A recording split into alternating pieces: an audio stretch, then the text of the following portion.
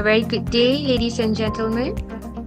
Welcome to all the new postgraduate students to University Putra Malaysia. I would like to invite everyone to be comfortably seated at your own seats as our briefing will begin very shortly.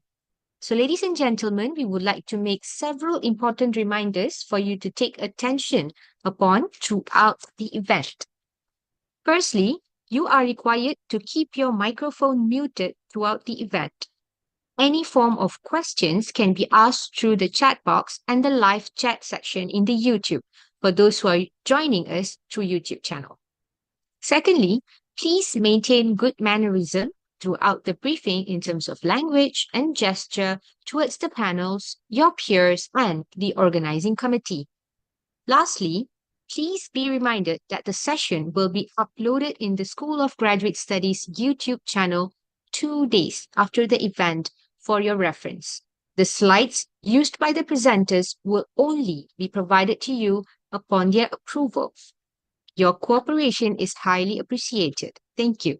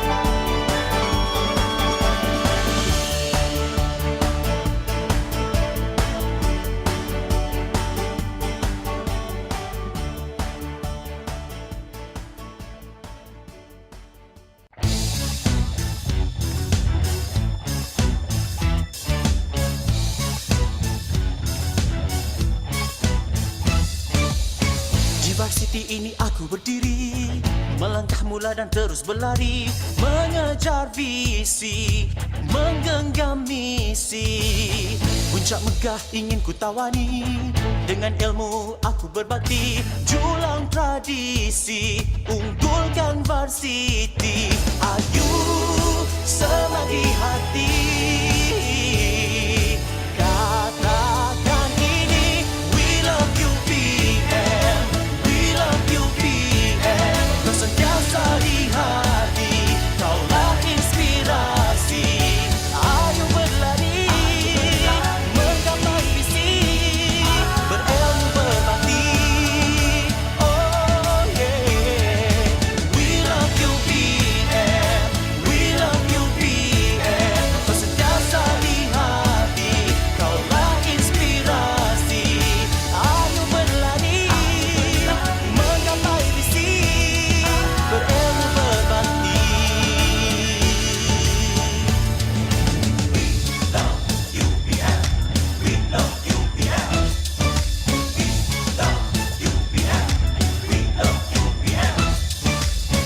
Di varsity ini aku berdiri, melangkah mula dan terus berlari, mengejar visi, menggenggam misi. Puncak megah ingin ku tawani, dengan ilmu aku berbakti, julang tradisi, unggulkan varsity. Ayu selagi hati, katakan ini, we love you PM, we love you PM. Kau sentiasa di hati, kaulah inspirasi. Ayo berlari, menggapai misi, berilmu berbakti. Oh yeah, we love you PM, we love you PM. Kau sentiasa di hati, kaulah inspirasi. Ayo berlari, menggapai misi, berilmu berbakti.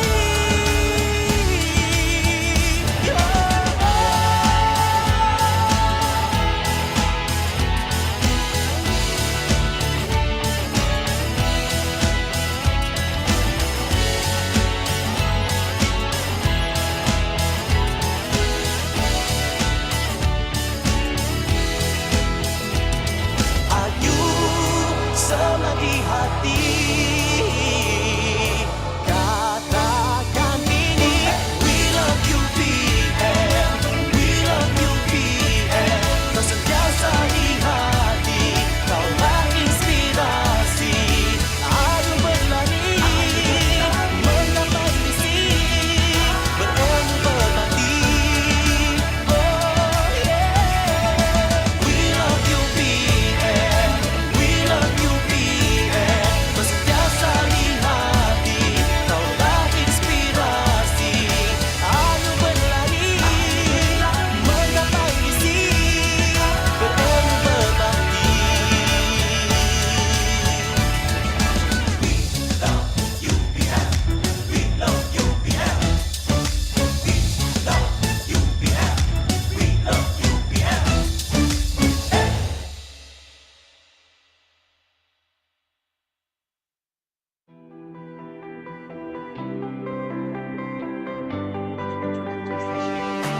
That's all we are.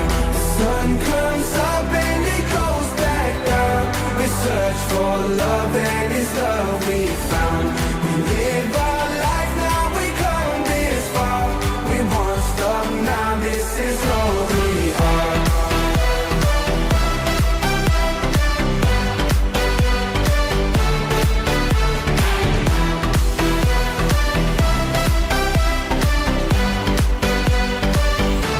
That's all we are.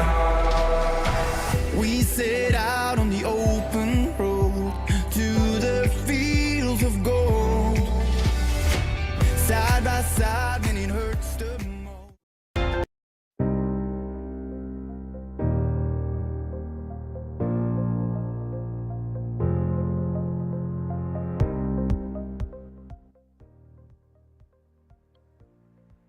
Ladies and gentlemen, dear new postgraduates of University Putra Malaysia, Welcome to the new Postgraduates briefing for Semester 2 of 2023-2024 session. It is our utmost pleasure to have all of you on board in this scholarly postgraduate journey with us. The School of Graduate Studies, or also known as SGS, will be the pioneering department that will be assisting you in various processes in UPM. We are pretty sure that today's briefing will give you an insight of them all. Without further ado, it is my utmost honor to welcome the Dean of our School of Graduate Studies of UPM, Professor Dr. Zalila Muhammad Sharif, to give her welcoming speech. The floor is yours, Prof. Zalila.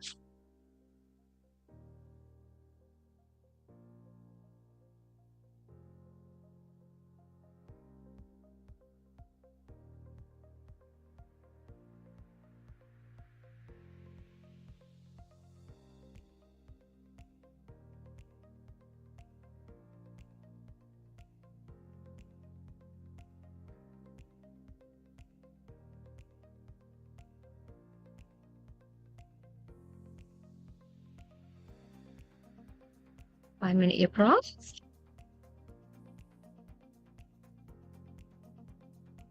Okay. Right. Thank you. So thank you, Ms. Pavi. Assalamualaikum and very good morning to all of you. At least, in Malaysia, we are at about 8:45 in the morning, but I'm sure that there will be others here who may be in different time zones. So again, good morning or good afternoon or even good evening to all the new postgraduate students of University Putra Malaysia, wherever you may be, depending on your time zone. So first and foremost, I would like to express my gratitude to God Almighty for granting us this opportunity to gather virtually today for the briefing of new postgraduate students at University Putra Malaysia, or UPM. So this event is dedicated to those who have enrolled in the second semester of the 2023-2024 session. And on behalf of the School of Graduate Studies, or what we call as SGS, I would like to welcome all of you to our institution, UPM, where all of you will embark on an exciting journey of educational experience in the next 2 to 5 years, depending on your study candidature, whether you are doing your master's or you are doing your PhD. So again, congratulations to each one of you for securing your studies at UPM. As for now, we have about 587 newly registered master students and about 242 PhD students. And we hope to see the number increases the next few weeks, especially for students who are pursuing the research program, that would be the PhD or the Masters in Science. I'm sure that all of you are very excited today to embark on this new academic journey at UPM. And I'm sure that, despite the excitement that you have right now, you may also feel anxious, nervous, and even stressful, at least for the first few weeks while you are settling in. My advice to you, whether you are the Malaysian students or whether you are international students, is to give yourself time to learn things and to adapt yourself to the new environment, especially to those who have for a while left the academic institution or Malaysia is a new temporary home for you. So this is more for the international students. So postgraduate studies can mean different things to different people, and this also applies to each one of you. Regardless of whatever reason you are furthering your studies in UPM, you are now on a path that promises a brighter future, equipped with knowledge of a higher level of education. As one of the world's top-ranked public universities, UPM offers globally renowned postgraduate education. At UPM, we offer programs that are available in both coursework and also research formats, providing you with a wide range of academic perspectives. Currently, we have over 300 fields of study in research program and more than 70 Master of Coursework programs. And you actually, can choose any of the courses that are aligned with your academic interests, whether they are subject-based or research-based. At UPM, we have more than 100 laboratories across 15 faculties, 11 institutes, and 1 school to enhance your learning experiences. Most of you will be located in faculties, and some of you will be located in institutes. So you, I hope by now, have gone through to the respective faculties and also institutes to meet your supervisors, to meet your friends, for example, to start on your study candidature. Now, on top of the faculties and also the institutes, we also have student associations and also student councils that are ready to assist you in maximizing your postgraduate journey at UPM. This support that are being given to the student councils and also the student representatives would somehow include welfare, extracurricular activities, and other opportunities that go beyond your academic schedule. So I urge you to take advantage of the associations and also councils that are available at UPM. Now, you may be wondering why you are here in the Zoom platform on this Saturday morning when you should be in bed, or, should I say that, all of us should be in bed, or, doing some other things, But for those here who are here this morning, I congratulate you because that shows your commitment to your candidature, and for that, it is indeed a good start. As part of the university's commitment to ensure that you are able to navigate effectively and also efficiently the course of your postgraduate studies at UPM, every semester, new postgraduate students are briefed by the School of Graduate Studies on the rules, processes, services, and also resources that are pertinent to the success of their candidature. That means, your study journey. So today we are going to do just that. And I hope that all of you will remain with us for the next 2 hours or so to listen to the briefing given by myself, the Deputy Dean of SGS, and officers from various departments at UPM. In specific, the briefing today will cover the rules and regulations of postgraduate studies spanning from the admission until graduation, the support services provided by UPM, for example, the healthcare, the mobility programs and so on, and academic learning support programs under our Putra Sarjana program.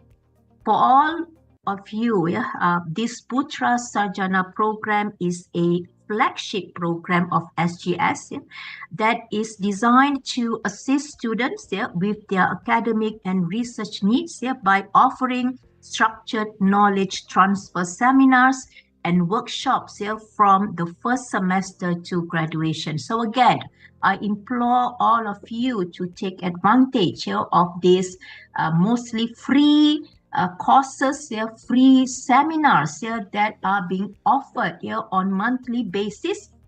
We actually have more than one sessions every month, for example, to again cater to the needs of the students of UPM. So again, take advantage of this Putra Sarjana program. It is also important for me to remind all of you, being the students of UPM, that while we are here to provide guidance and support for administrative processes, it is actually you who need to set the pace and also cultivate the motivation to go through your academic journey. After all, this is your experience, yeah, and it is you, that should somehow paint, yeah, your academic journey, not us. Yeah, we are here to only facilitate you. So attend your classes, yeah, meet your supervisors, set work schedule, yeah, expand your network, yeah, by forming friendships, yeah, especially with other students under your own supervisor, yeah, and take advantage, yeah, of what the university has to offer. As students, it is of utmost importance that you stay informed about any changes made to the system, yeah, made to your own cost structure, yeah, or any other essential aspects, yeah, related to your academic journey. So please keep in mind, yeah, that seeking information and guidance, yeah, before making decisions is crucial. So we are here, yeah, we and can be reached here by email or at our counters here for advice and consultation with the best intentions to help you through this process. Yeah, so by now the SGS here on the hill, yeah, towards the end of UPM. Yeah, our counters are open on daily basis. You can also reach us here through emails, where you can find our email contacts here on our website, yeah, for each of the units, yeah, that are relevant, yeah, to your candidature, whether this is the admission unit, whether this is the financial unit, whether this is going to be the academic unit, and so on. We are reachable, yeah, through emails, yeah, especially.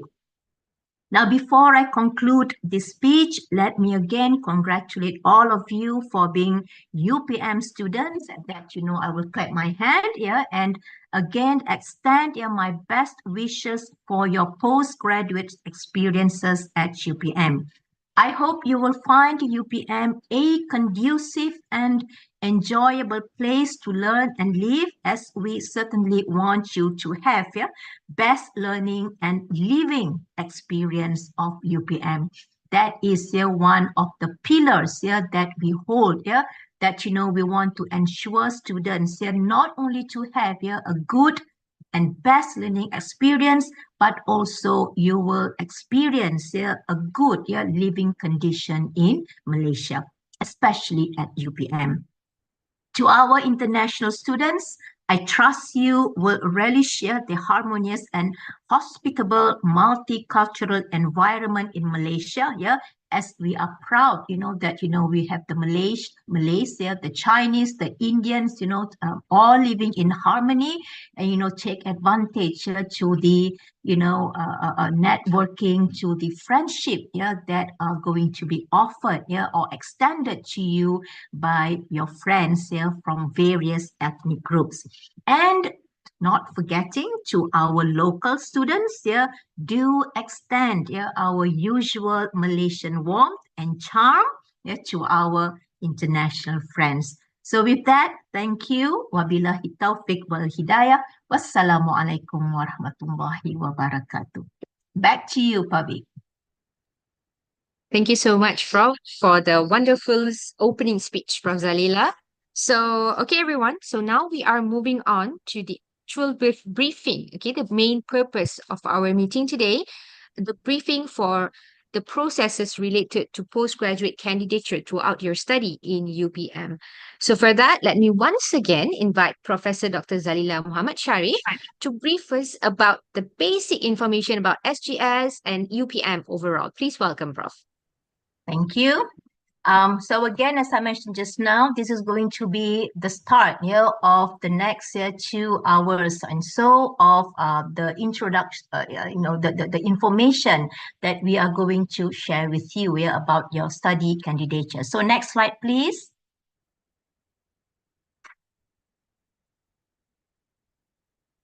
Next slide. Okay. Right. I'm sure that when you were browsing our website, about Malaysia, you have seen this. So again, all universities aspire to be a university of international repute, meaning that we want our university to be known at the international level per se. Now, if you look at our educational goal and also our values, I'm sure you know, yeah, the terms holistic, yeah, patriotic, and also resilient, yeah. But many of you may be asking, yeah, what is the term ESAN, yeah, that we are proud, yeah, to actually, yeah, have this, yeah, in our educational goal and also the values, yeah, that we have, yeah, for our staff and also for our students. Now, a son simply means, that, we perform, yeah, our duties and also our responsibilities, yeah, to the best of our ability, yeah, with sincerity, yeah, and with the intention to actually, pleasing, yeah, the God Almighty, or, pleasing, for example, whoever you may be worship, yeah, with this intention to get, for example, whatever, yeah, returns, yeah, in the future per se. So again, this is a very important value that I feel, that all of you as students, yeah, should, yeah, be inculcating, yeah, during your, yeah, study candidature at UPM. Next slide, please. So a little bit, yeah, on the University of Putra, Malaysia. As you look at, this number 1 to number 5, yeah, we have gone through a lot of transformation, yeah, throughout the years, yeah. And again, as it says over there, we were founded in 1931, and today, for example, we are one of the research universities here in Malaysia, and also one of the top, yeah, 150, yeah, university in the world.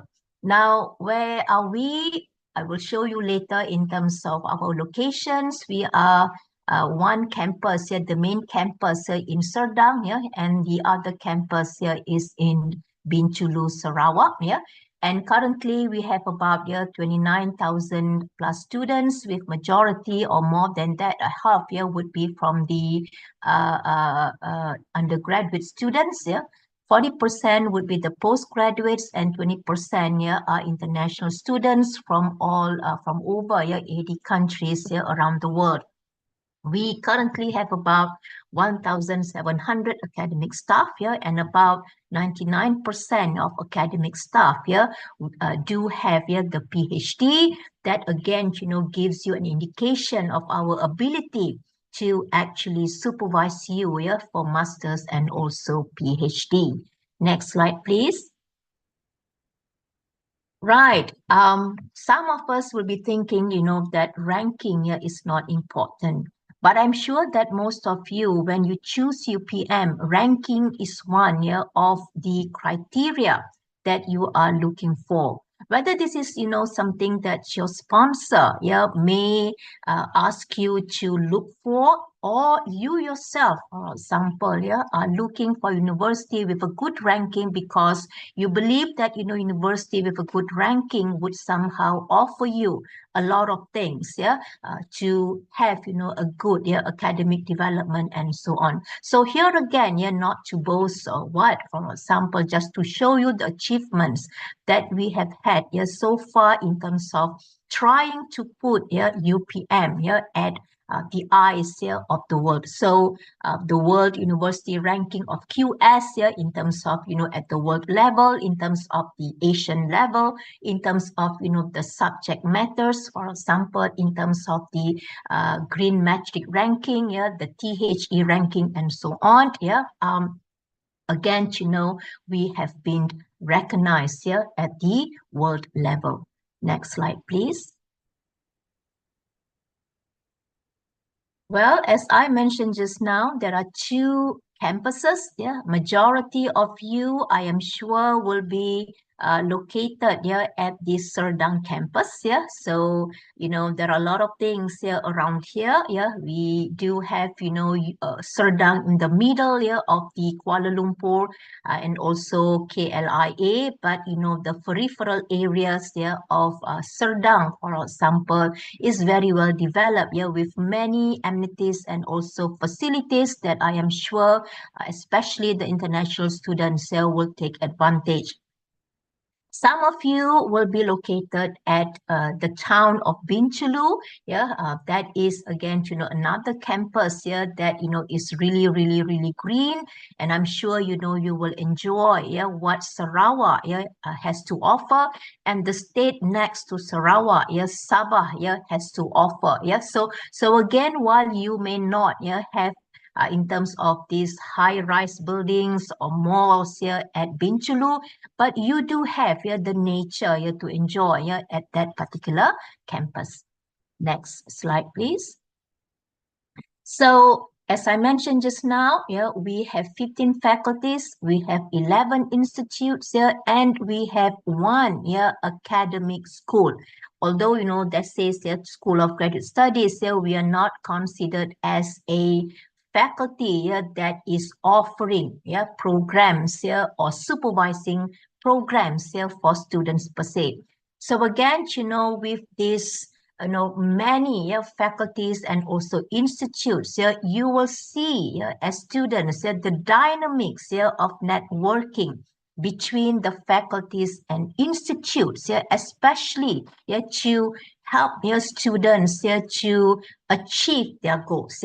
When I say networking of these faculties and institutes, is that you will see, how, for example, the supervision committee that would be that you will have a student will come from academicians from various faculties or institutes to give you a well-rounded experience in your academic journey. Next slide, please. Right, the programs offered, some of you at the master's level would go for the program of coursework, and we have about 76 programs, and more are coming in the future, inshallah. For program by research, we have many, as what you have seen. So we also have, the end. Some of you may be going for that program.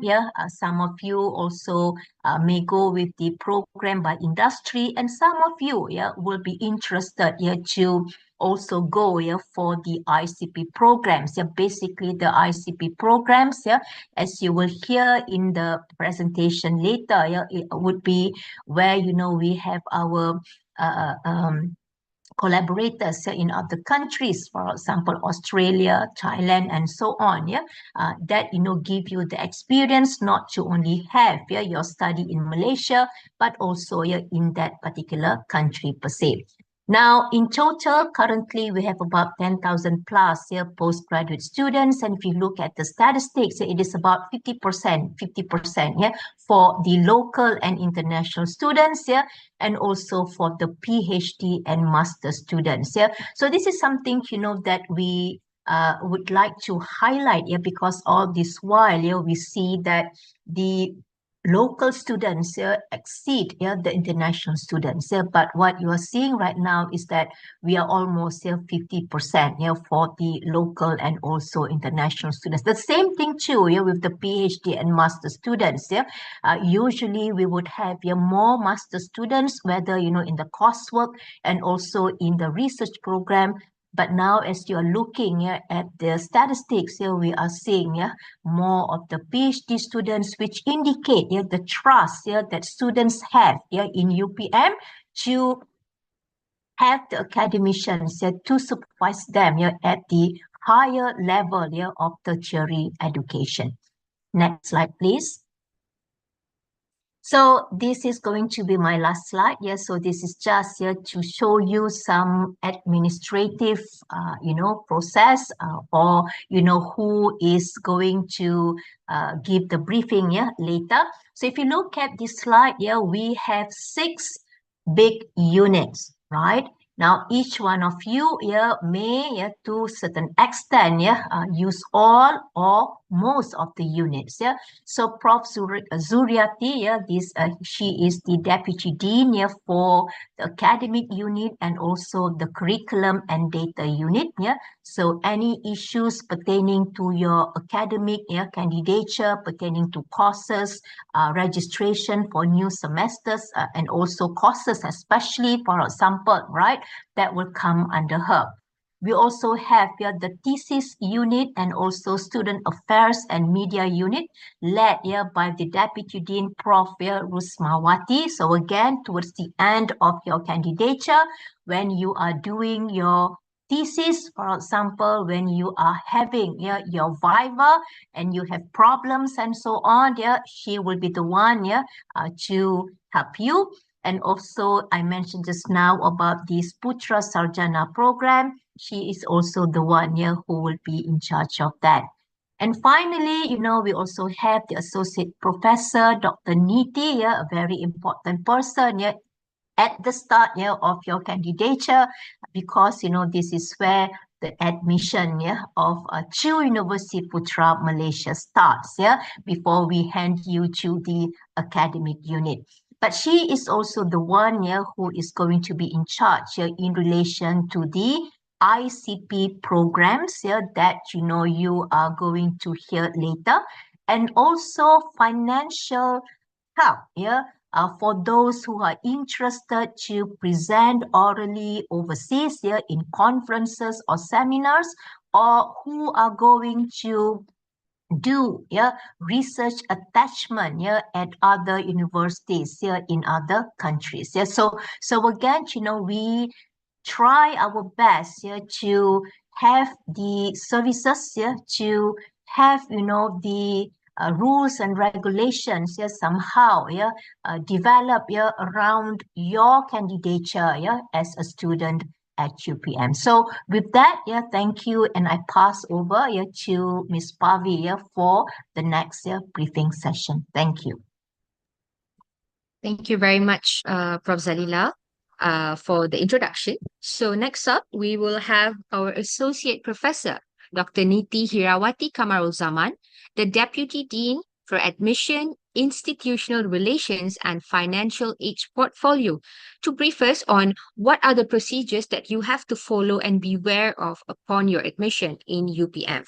For that, I pass it over to Dr. Niti. The floor is yours, Doctor. Thank you very much, Ms. Pavi.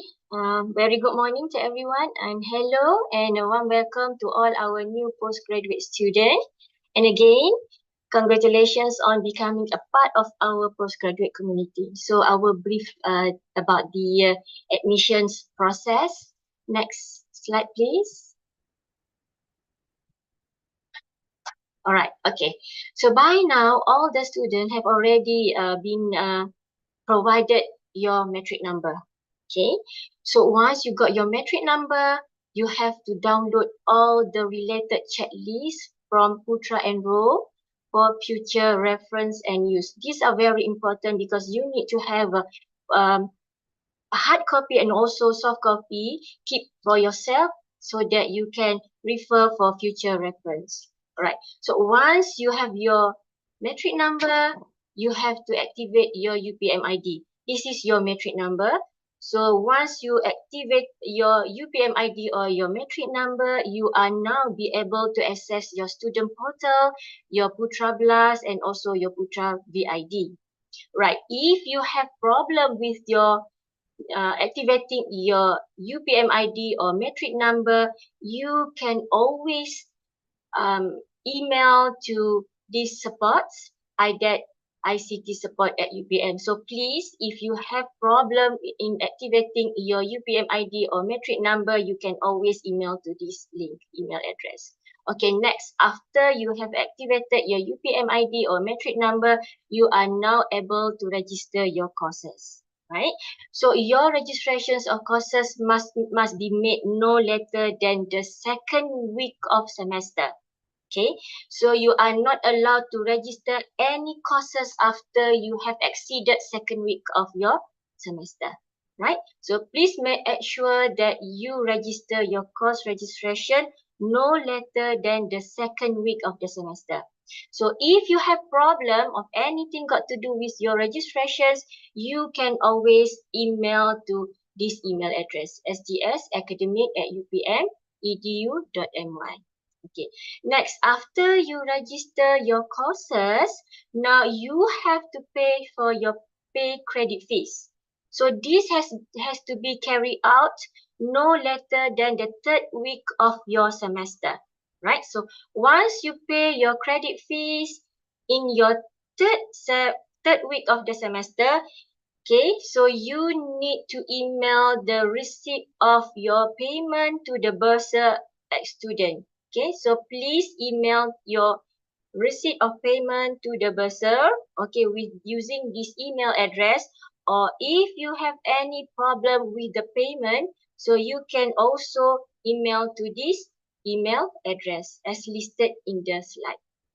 Alright, okay, as been highlighted or addressed by our Dean, Prof. Zalilah, that you need to attend class. So please do not skip your class. So your class should be attend not less than 80% of your total hour of academic, which means that you need to attend all the classes without fail. Don't skip your class. Okay, make sure that you attend all the classes that you have registered, right? Okay, next slide, please. Okay, so for the new international student, okay, for the international student, so you must enter Malaysia with single entry visa before the expiration date of your visa approval letter. Okay, please make sure that this is being complied through your admissions. Okay, so please follow the EMGS procedure for the documentation. So please, whatever you have problem with SEV or EVA, so you need to follow what has been highlighted by EMGS. And you can also refer to the iPutra. Okay, and then once you got your visa procedure for the new international student, you need to carry out your health examinations.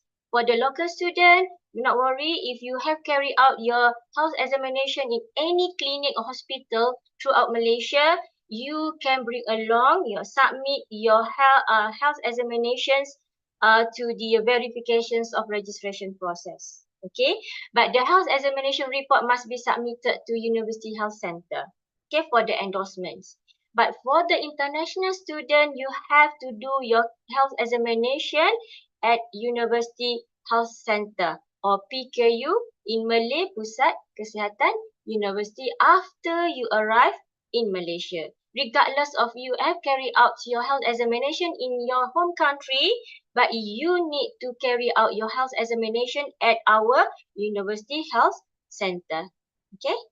Alright, next slide, please. Okay, so this is very important because the verifications of registrations need to be carried out. So these verifications of registration need to be carried out face to face, meaning to say that you need to be at our counter at STS. Okay, so this has to be made at the School of Graduate Study before the third semester. If you fail to do so, then your study will be suspended, right? So meaning to say that please complete this verification registrations, which means that face-to-face verifications at the School of Graduate Study before your third semester, right? Or otherwise your study status will be suspended.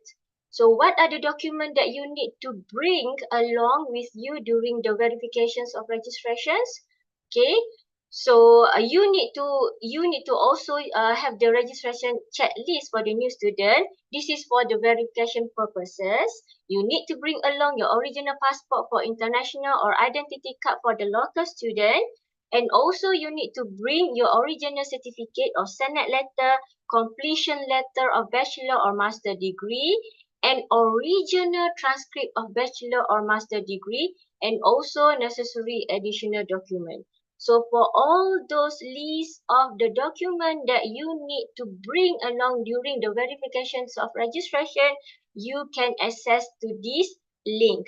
This link, okay, as stated here, this link will provide you all the necessary document that you need to bring along during the verification process. all the necessary or additional documents during your registration or verifications of registrations. And for the international student, you can bring your ALTS or TOEFL result during your registrations. All right, okay, next. Okay, so this is our this is our SGS website. So we highly encourage the student to keep on checking or access our website. Okay, so this is the website link http www.sgsgpm.edu. We highly encourage the student to keep on checking whatever activity, whatever information, latest information about your study. Alright, so as a new student, you need to try and put your effort to click or access to this menu, new student. Okay, so we highly encourage you to access this menu, okay, for a new student. Right, okay, next. Okay, so under this new student, you can see all these informations. So please make sure that the important dates for a new student, okay, please look into the important date. Right, for example, if you can see the third column, second semester 2023-2024, you can see that important dates for new postgraduate student. Please be familiar of these important dates because this is very important for you to continue your study throughout your study period as a PhD student or master student. All right, and also you need at least, okay, go check what are the dress code that you need comply whenever you are in UPM campus, Bintulu, or also Serdang campus. And we also provide you the accommodation and transportation informations. So for the remaining menu, so please, we encourage you to access these important informations. Okay, right, next, please. All right, okay, thank you so much. All right. Thank you so much, Doctor, for the information. Moving on, we have Professor Zuriati Ahmad Zulkarnain, the Deputy Dean of Academic, Curriculum and Data Unit of SGS. So please pay attention as these matters take up more than half of your candidature process in total. Okay, so the floor is yours, Prof. Zuriati. Okay, thank you very much, Miss Pachi. Bismillahirrahmanirrahim. Assalamualaikum warahmatullahi wabarakatuh, and a very good day. I think that I hope that it's not too late for me to wish you guys a big congratulations, yeah, for your new postgraduate candidature in UPM. I am thrilled actually to welcome you to the remarkable living community in UPM and hope that you are quickly feel self-belonging in your new home here in UPM. So basically, what we are going to see today for this particular slot is actually for your academic postgraduate candidature. So next slide. Okay. Next slide, please. Okay, so what is actually this unit supposed to take care? So these units actually assist the students in terms of course registration and the study field structure, as well as the any related data management. Yeah, and then this unit also may ensure the quality and sustainability of courses for postgraduate, which is at par with policies outlined by Department of Higher Studies, yeah, IPT, JPT in UPM, with the accreditation boards and the program standard. So this is also this unit also manage students' convocations as well as the all those related academic matters. All right, next slide. Okay, so as the postgraduate student, it is very important for you guys to know what is actually graduate study rules. These graduate study rules supposed to be your key reference. So basically, you can browse these graduate study rules, through the School of Graduate Studies website, So this is going to be your main reference for students as well as the supervisor. So this is continuously being reviewed. Of course, the new one might be published later, soon, and then it going to change a certain changes in terms of the new development in the graduate studies of UPM.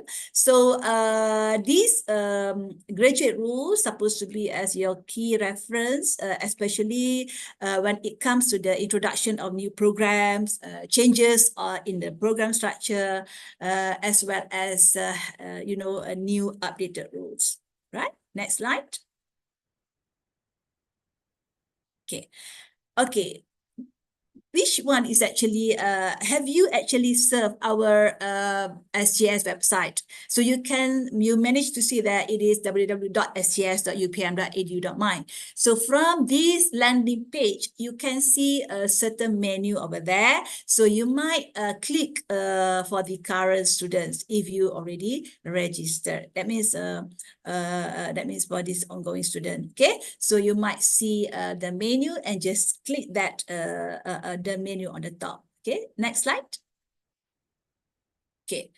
Once you click as current student, you might see those related contents, including the academic calendar, postgraduate candidature checklist, student portal, student email, postgraduate student handbook, visa and pass matters, study course and method of payment, as well as graduate studies rules. So this is the one that I told you just now. You may access to these graduate rules, graduate studies rule.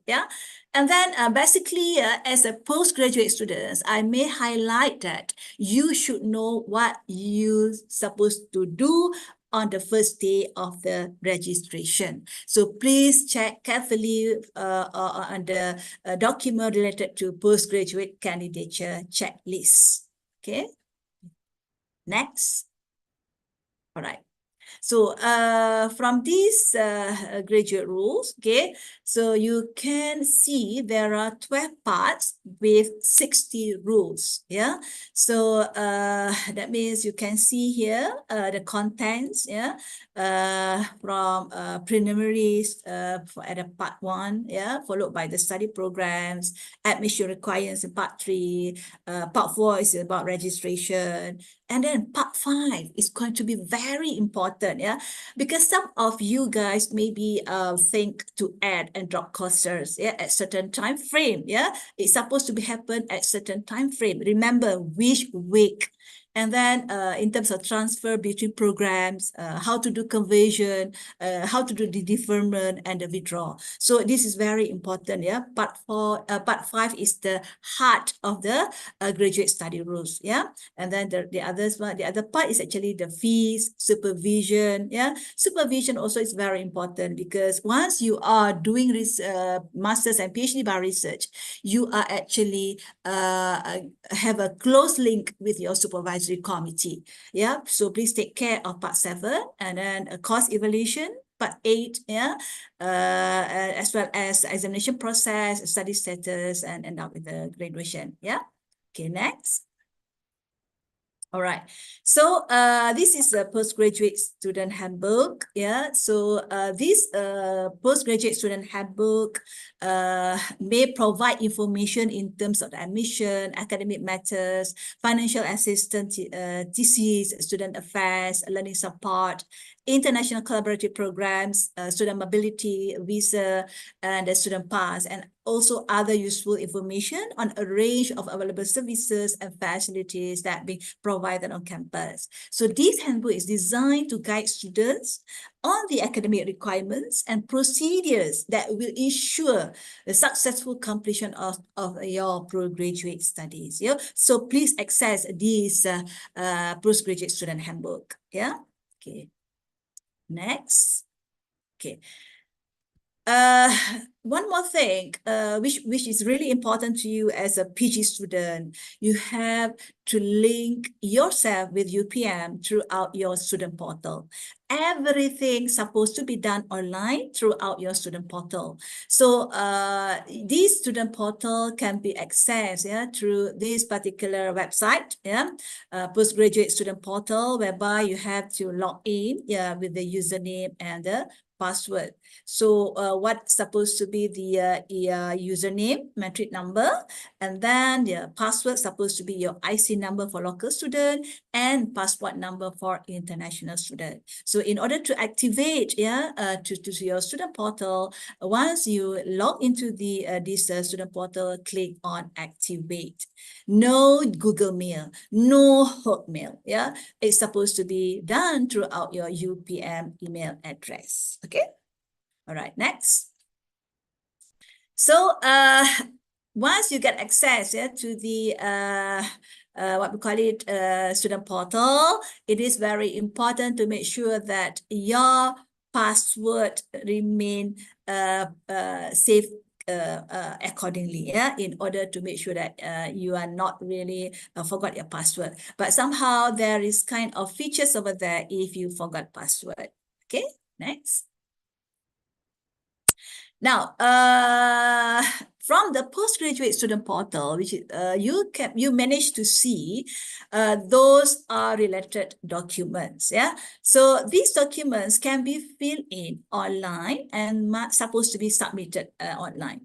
So all these particular documents is very much important based on certain tasks that you have to do, and that is supposed to be submitted accordingly within the time frame. Okay, next. So again, from our SES website, okay, you can see there's current students, and then you need to click this current students in order to get access to other related menu as well as documents. Okay, next. Okay, from this current students menu, you can see the student email. All right, from that menu of student email, there is kind of the info on student email, which is where you have to use your UPM ID. Right? Okay, so next. Right. So this is actually your student email UPM ID. So again, how to log in is supposed to have your username, your metric number, and then followed by the password which is supposed to be the what we call it, the one that you already set up, and then you can log in. Okay. Okay, you should somehow check any updated info from inbox. Please update any kind of data info from SGS throughout your inbox UPM email. Okay, next. Now, what I want to share with you from this particular slide, it is about the important dates of the candidature, UPG candidature for this particular semester. For the course exemption, it's supposed to be done, not letters, by the end of the first semester. So for this particular semester, the last date to do so is actually on 23rd of September this year. Okay, and then for the the timeline to do for the add courses, some of you may think, once you meet your supervisor and so forth, and then you are being advised to add certain courses. So what's supposed to be the timeline, of the adding the course? So basically, the latest date, without the penalty, supposed to be on 18th of March, but once you do after 31st of March, you supposed to pay the penalty fees, which is 100 ringgit Malaysia.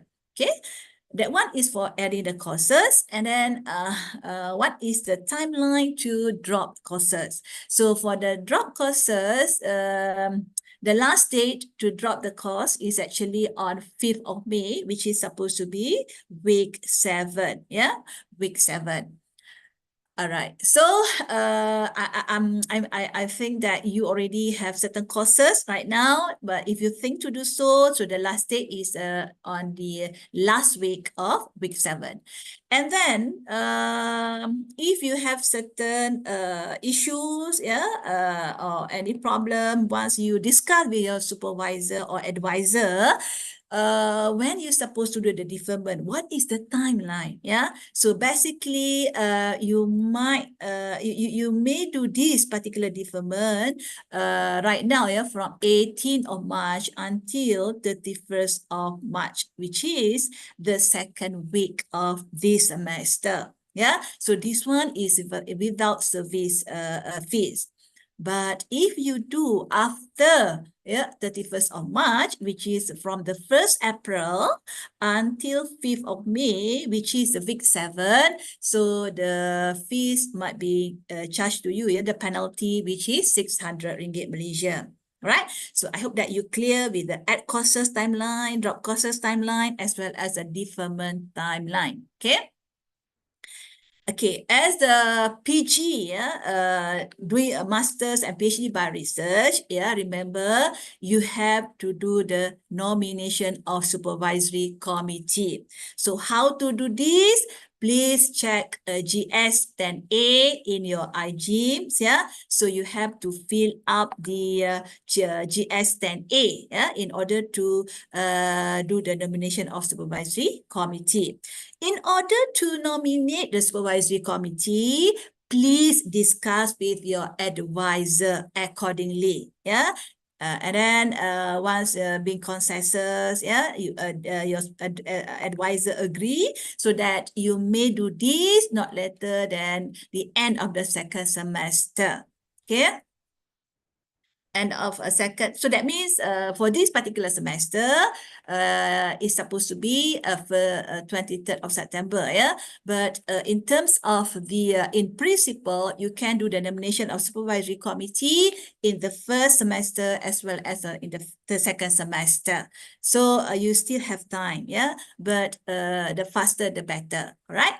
And then while you are carry out your research work, please remember, for each particular semester, as a PG student, you have to submit GS11. So what is GS11? It is about submitting your progress report. So it needs to be done online as well. So it is GS11 form. So please be careful with the timeline, which is not later than 8th of July 2024. Okay.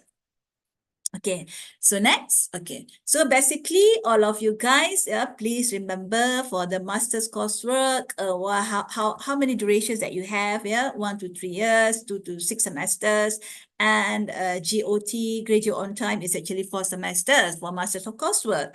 But for master's by research, also the same, graduate on time, 4 semesters, you'll be given 1 to 3 years with the 2 and 6 semesters. Whereby for the PhD, you might be given, that means the duration, standard duration is 2 to 5 years, which is 4 to 10 semesters, and then graduate on time is supposed to be 7 or 8 semesters. So I think most of you guys want to make sure that you are graduate on time, And then the extension, of course, being considered as well for those who are actually need this particular extension, but with a strong justification. Okay. Next. Okay, I think you also clear with what are the courses that need to be registered for in terms of for international students, except for Brunei and Indonesia. You have to take Malay language course, which is supposed to be LPM 210 equivalent, and then it need to be registered in this particular semester at the first semester. And then if taken, you have to apply for course. It's already been taken for our, that means if you are our previous master student, let's say, so you are going to give a certain exemption in the first semester. So you might apply for this. And then for the English requirement, please take care of it carefully because for those who are not meet English requirement during the admission, so you really need to take the English course. Yeah, you have to register and pass PI. Yeah, and then it's supposed to be in the first 2 consecutive semesters. Okay, next slide, please. All right. So courses that need to be registered, as I mentioned just now, it need to be done 3 weeks before the semester started. Yeah. So this is for the current students. Yeah. And then in terms of add courses, not later by 2nd week of semester, and then drop subject before the 7th week of semester. Yeah. And then for the steps 3, you have to change the program. When to change the program? Within the first semester, deferment 2 semesters only. Yeah, you might be given 2 semesters only. Yeah, except on medical grounds. Yeah. If there is a timeline, week 1 to week 2, the service fees is 100 ringgit Malaysia. Week 3 to week 7, the penalty might given to you, which is 600 ringgit Malaysia. So the class supposed to be in week 1 until week 14, and then final exam supposed to be in week 14 until week 16. Yeah. So make sure that step 5 here, you need to fulfill credit requirements, yeah, that being determined by the faculty. So you have to fill in the GS05B, yeah, in terms of the study scheme. Yeah. And then once you complete everything, you can submit GS17 form, yeah, for your graduation. Okay, so next. So this one is master by coursework. Okay, this one is actually the planning, the such a good planning for your academic or for your PG candidature.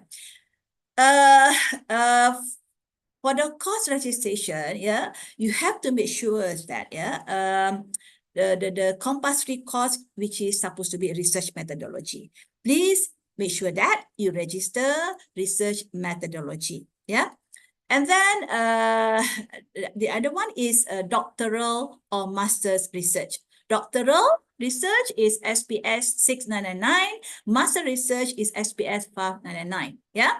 And then for the course registration also for your seminar, yeah, seminar or research proposal here, which is SPS 6903. So you have to be very clear what are the courses registration, yeah, in your IGIMS. Okay.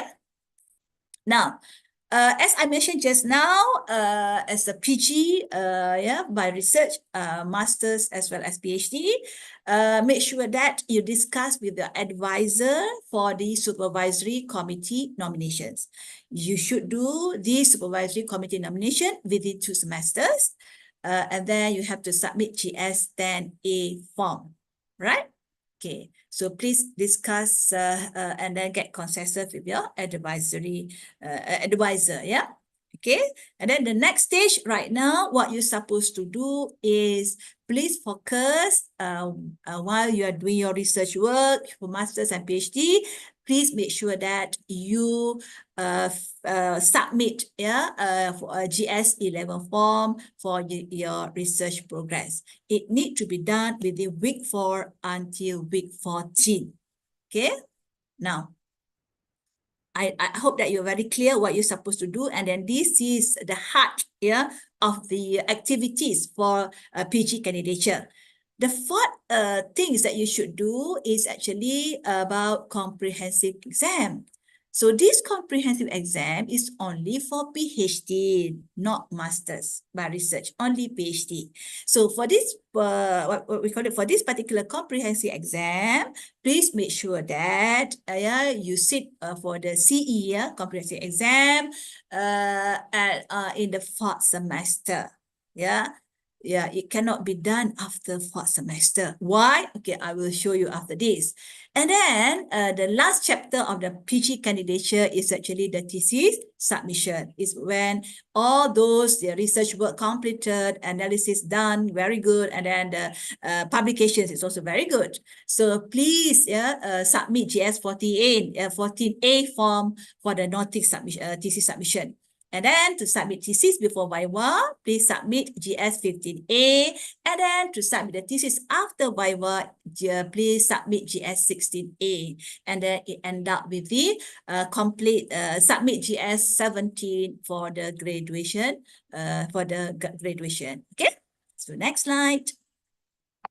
Now, I hope that you are what we call it very clear with the course registration, with the timeline of the semesters, and then the credit courses for masters and PhD, and then the other one is check and confirm, the course status, either it is compulsory or elective or audit, and then what we call it the course status, make sure that once you complete those research progress is supposed to be M, which is satisfaction, M memuaskan, or TM tidak memuaskan, unsatisfaction. So this is very important for the courses that you enroll to be what we call it computed for your CGPA. Okay, next. All right. This is also very important. This is your first semester. I think you don't have this, you are not worried with this yet, but please take care of this. There are a few status that you have to take care. The first status is about the provisional. So when you are going to be given this status, there are three things. The first one, if you are not fulfilling the language requirements. Second one, if you are not submitting the original certification during your registration. And the third one, if you are not complete your prerequisite course. So your status, academic status is going to be provisional. So please take care with this. And then the second status is about the drop status. So when is going to be your drop status? Because if you are not doing your registration within 4th week and 8th week, and then if you are not complete your fees payment within the 3rd week until the 8th week, so you might see the drop status in your student portal, right? And then the other status is actually withdraw. Withdraw if you are not there. You are not in the system. What I mean here is that you fail to register 2 semesters consecutively. So you are not what we call it discussing with your supervisor. You are not meeting with your supervisor. And then you are not active as a student. So that's why the status is withdraw. And then the other status is probation. So why your status is probation? There are 2 factors. The first one, because you fail your CE. So the comprehensive exam is supposed to be in week 4. If you are not sitting for the CE, not later than week 4, so you might see the probation status. And then if you receive TM, tidak memuaskan, or unsatisfaction for your progress report, GS11. So your status might be probation. Okay, the next status is about the suspended. If you fail to send a certificate, not later than 2nd semester. At the first stage, you might receive the provisional status. But again, if you do it, you are not submitting in the 2nd semester, your status might be suspended. And then the other factor is because you fail to form the supervisory committee by the end of the 2nd semester. Okay. And then the last status is terminated. So please be careful with this. You have to make sure that your CGPA is greater than 2.5 in the first semester. If you are what we call it below than the 2.5 in the first semester, you are being terminated. If your CGPA is below 3.0 for 2 semesters, you also might be terminated.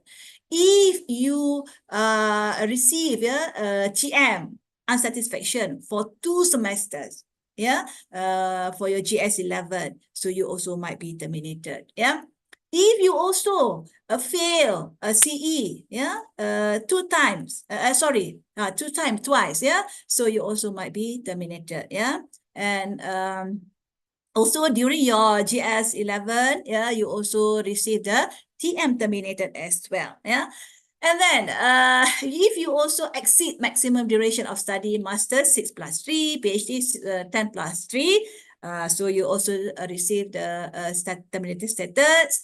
And then if you fail twice in any compulsory or elective courses, yeah, and then you also fail by 2 tries, yeah, 3 times, yeah. If you also fail prerequisite course 3 times, yeah, and then you fail thesis examination, yeah, that means for your after you did during your viva voce, and then you fail the thesis submission.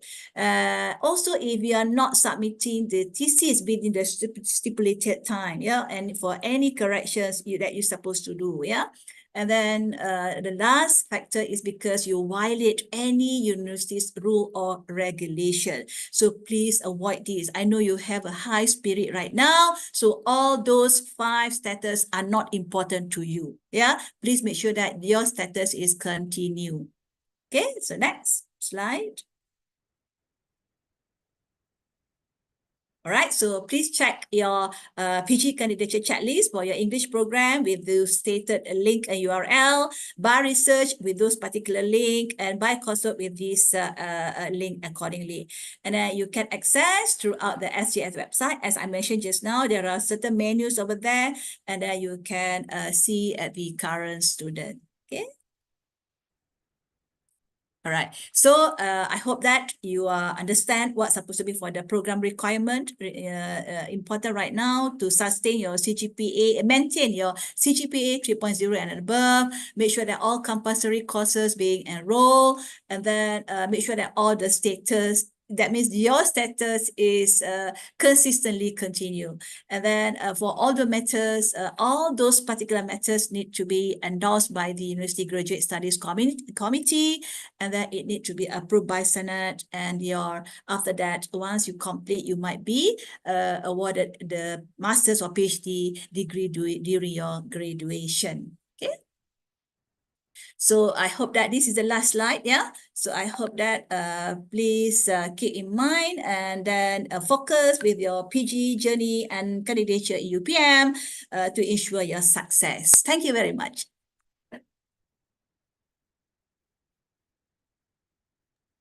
All right, thank you very, very much, Prof. Zuriati, for the presentation.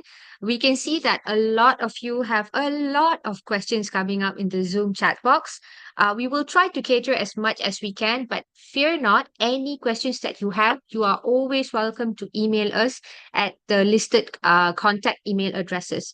No problem. But at the meantime, our officers are trying our best to cater to everyone's questions. If you have any more questions, we do have our postgraduate handbook in our website for your anytime kind of a reference. Okay, so now let's move on to the favorite topic of all, especially our friends from foreign countries, which would be the financial aids and scholarship. For that, I would like to once again invite Associate Professor Dr. Niti Hirawati Kamaruzaman, the Deputy Dean of Admission, Institutional Relations and Financial Aid, to conduct the session. Please welcome, Doctor. Thank you very much, Ms. Pavin. All right, I shall continue with the next briefing. All right, okay, next slide. I hope everyone is still okay, eh? Okay, so now, beside your normal program, so we also offer this kind of platform. The first is the International Collaborative Program, ICP. So here you can have the opportunity to have joint, dual, double, CON-2TELS degree. And also we provide you the program by industry, master or PhD by industry. And I think this is very, very, very interesting part, that you are allowed to do your student mobility program. This is considered as the semester exchange and also the research attachments. And apart from that, we also provide you few financial assistance and scholarships. This is for the local and also the international scholarship for the financial aids. Right, okay, next slide. Right. So for the UPM ICP, the International Collaborative Program. Next. All right. So what is UPM ICP? It is a postgraduate program jointly developed and offered by UPM and also a partner international university. We have various partner international university, Australia, we will show you in the next slides. So it is started, it's basically introduced in March 2009 with the University of Sheffield. It was under a joint degree. So it is started in 2009. So since then we keep on offering this ICP to the student, PG student. Okay, next. All right, so what are the benefits of enrolling in ICP? The first one is conference of degree. So you can obtain a degree or degrees from two university. But from UPM, you can also obtain degree from other part of university who are collaborated with us, and also benefit in terms of your tuition fees and scholarship, where these tuition fees will be waived. Okay, it's a tuition fee waiver, and the opportunity to obtain scholarship at selected partner university. And also the third benefit is a facility which with this ICP, you will have the opportunity to access world-class facility, like for example in Australia, okay, in other part of the world. And the last benefit that whenever you enrolling in ICP, that you can have vast experience and networking with the collaborator, okay, as well as gaining experience and also the training with those international university. Okay, next. Okay, so we have four types of ICP.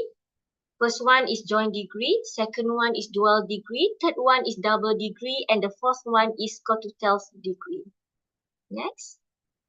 Right. So basically this information can be accessed on our website, but I would just highlight the most important element for each of the informations about these different types of degree. So for the joint degree, it is basically involve collaborations of two or more degree for the granting institutions.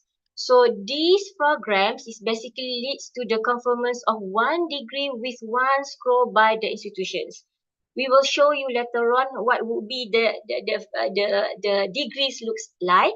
Okay, for the dual degree, okay, so this is basically a collaboration by two degree granting institutions that are equal standing in developing and offering the program. So this dual degree will lead to the conference of one degree with two scroll by the institutions. Okay, for the double degree, so this is again collaboration with the two granting institutions. So this program leads to the conference of two degree by the institution, one degree for each institution, meaning to say that you will have two degree, okay, by different institutions, by two institutions. Okay, whereas for the co-tutel degree, it's basically a joint supervision program between two institutions. So under this program, it leads to the conference of one degree with two scrolls by the institutions. Okay, but don't worry, this information can be accessed on our website. Right, so you can get these informations on our website. All right, so this is basically the summary of those four types of degree: joint degree, full-time basis, research based. So it's a joint supervision between UPM and partner university. So you will have a joint examination community for thesis and one-time viva voce. So you only produce one thesis. So for master, the duration is 6 months. For PhD, the duration is 12 months. So study duration between 1 to 3 years for a master and 2 to 5 years for PhD. Okay, for the dual degree, it's also full-time research-based program. But if you would like to convert into this dual degree, you need to do no later than the second semester of your study. Same thing goes to the joint degree. If you would like to convert into this joint degree, it's no later than 2 semesters. Alright, it's also joint supervision between UPM and other partner university. Also joint examination committee for thesis, and also you have one-time viva voce. You will produce one thesis. The duration, same things goes with the joint degree. 6 months for master, 12 months for PhD, and for the study duration is same with the joint degree. For the co-tutel degree, is a full-time basis, research base. Okay, if you would like to convert, again, no later than second semester, it's a joint supervision, you join examination committee, and you will carry out your one-time viva voce, right? So under this co-tutel degree, is actually an agreement will be made for each student, meaning to say that whenever you would like to convert into this co-tutel degree, an agreement will be made for the student. So respective faculty and school institute which the student is placed will be the anchor of the agreements. If you are from the faculty of agriculture, if you are from the faculty of medics, so this faculty will be the anchor of the agreements. Okay, again, you will be producing one thesis and the duration is same with the dual degree and also joint degree. For the double degree, the last degree, okay, so it is also full-time research base. So if you would like to convert, no later than second semester, is a joint supervision. But in this double degree, you separate joint examination committee for the thesis and two-time viva voce. Meaning to say that if you carry out your viva voce in UPM, you also need to carry out your viva voce in the other partner university. Alright. So meaning to say that you need to produce two theses. One in UPN, one in the partner university. And for the residential durations is 12 months, a little bit longer than the other part of the degree. And for PhD, 24 months. And for the study durations for master 2 to 4 years and PhD 3 to 6 years. It's a little bit longer than the other joint degree, the other degrees. Okay, types of degree. Right, next. Okay, so these are the list of the university that we have collaborated. Our partner university from Iran, from Thailand, from Turkey, from Australia, from Japan, and also from France. Okay, so you may, select whenever university or which country that interests you the most. Okay, so we have 11 collaborative programs with 9 institutions. Okay, next. Alright, so these are the fields of study and tuition fees for the Newcastle in Australia. Offer all fields of study, okay, under the University Newcastle is conducted under a joint degree. So for this degree is a tuition fee at University of Newcastle is waived, but for UPM standard tuition fee will be charged for the whole durations of the study and paid to UPM only. Alright, and also for the engineering, computer science, life science, okay, offered by Kyushu Institutions of Technology, and also under QTech, the tuition fees is waived. For the Narasuan University, Thailand, these are the list of the study offered by this university, and again under this NU, Narasuan University, the tuition fee is also waived, right? For the Atatürk University, these are the list: industrial engineering, biochemical, electrical, electronic, and food engineering. Those who are interested to undergo the field of engineering, you can go to Atatürk, and again, the tuition fee at Atatürk University is waived. And for the Sharif University in Iran, okay, these are the list, okay, for the field of study, okay, and again, for the but for the Iran, okay, Sharif University, a standard fee will be charged, and for UPM, standard SCP rate will be also charged. Right? Okay, next. Okay, so major university, okay, this one you can access to our website, major university, University of Wollongong, Australia, University of Montpellier, France, and also University of Paris, France. Pension Sorbonne, France. Okay, so you can access to our website for all those field of study that offered by this university, and you also need to see whether the tuition fee is waived. But most of these university, partner university, the tuition fee is always waived. Right. Okay, next. Okay, so this is the degrees looks like. Okay, if you join degree, okay, you will have two logo of both partner university, UPM, and or this is TUAS, University of Sheffield, and also these are the certificates for the dual degree. Okay, next. for Major University, for Narasuan University in Thailand, this is the certificates looks like. Okay, if you're interested, this is the certificate that you will been awarded. Huh? Alright, okay, next. Okay, Wollongong University, Australia. Okay, Grignon, France. Okay, next. Alright, okay. So now, if you are interested for converting your normal program to ICP, then you are most welcome. Okay, so all the information will be available on our website. Alright, so now program by industry. Okay, so we offer you also program by industry. So program by industry, the background, two types of progress, master by industry and also PhD by industry. Okay, so these are basically the alternate routes for industry practitioners. So if you are industry practitioner, you are entitled to pursue these types of program by industry. Okay, so this program is basically inspiring innovation and enhancing competitiveness at the industry by industry-based research through collaboration with UPM. So we have many graduated that come from the programs by industry. Okay, so why we develop this program by industry? Because we would like to encourage knowledge sharing among industry practitioners and also academicians in providing highly knowledgeable professional.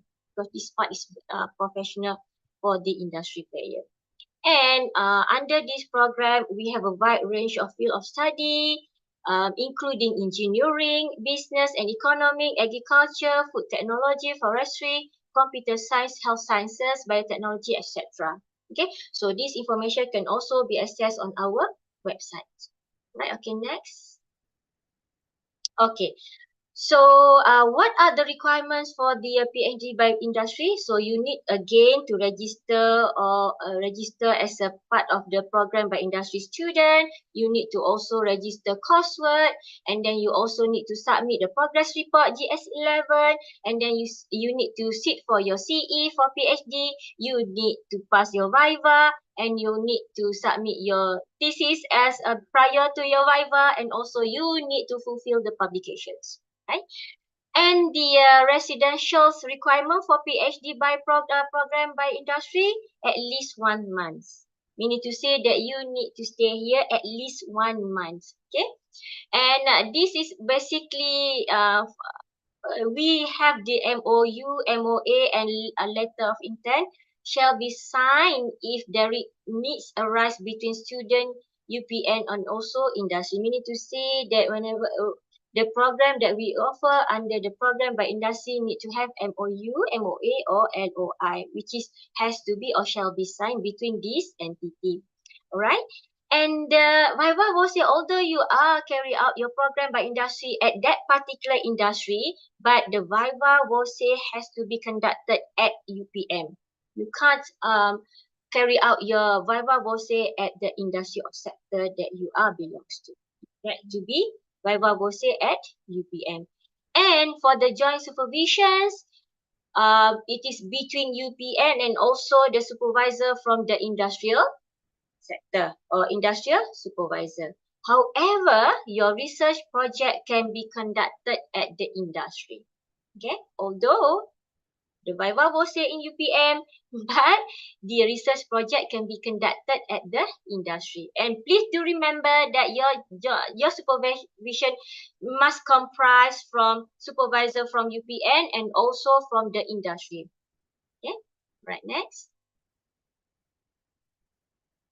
Okay, so for the program by industry, the initial requirement, okay, so you need to, for the local and also the international candidate, academic qualification that fulfill the requirement of normal, master, and PhD program. Although you are fall under program by industry, the requirement has to be fulfill the requirements of normal, master, and PhD program, including specific requirement. If any, an international candidate must fulfill the UPM English requirement, like for the normal, master, and PhD program.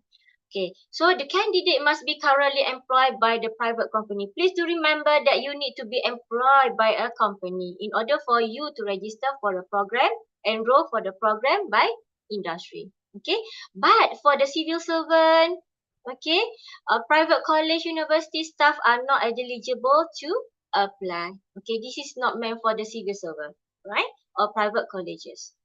Okay, for the program by industry must obtain a written consent from the employer prior to joining a program. Meaning to say that you need to be allowed by your employer in order for you to to enroll for this program by industry. So the employer must also agree to provide sufficient funding to support the research activity. It has to be followed by the sufficient funding. Otherwise, you cannot do your research activity. Right. Okay. Durations for the PhD program by industry for master 1 to 3 years and for PhD 2 to 5 years. Right. Okay. Next. Okay. So these are the fee structure. Okay. So we have three types of cluster: medical, science and technology, and social science. For a local, okay, 13,000. For the medical and science technology, 12,000. Social science, 11,000 for the local, and international a little bit higher than the local, 20,000 plus for medical, 20,000 plus for science and technology, and 25,000 for social science. Right. For the PhD, okay, you can see the amount is a little bit higher. So you can check this fee structure on our websites. Right, okay, next. Okay, so for the program by industry, these are the timeline that you need to follow through. Okay, for the supervisory committee member, you need to have one supervisor, one co-supervisor, and also industrial supervisor from the industry. So meaning to say that you need to have at least three types of supervisory committee member, right?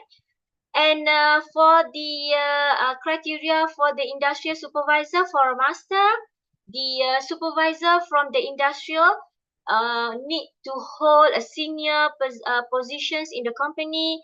He or she must hold a master degree or PhD, and if she or he has only that bachelor degree, he or she need to have at least 5 years of working experience. That is for the supervisor for a master.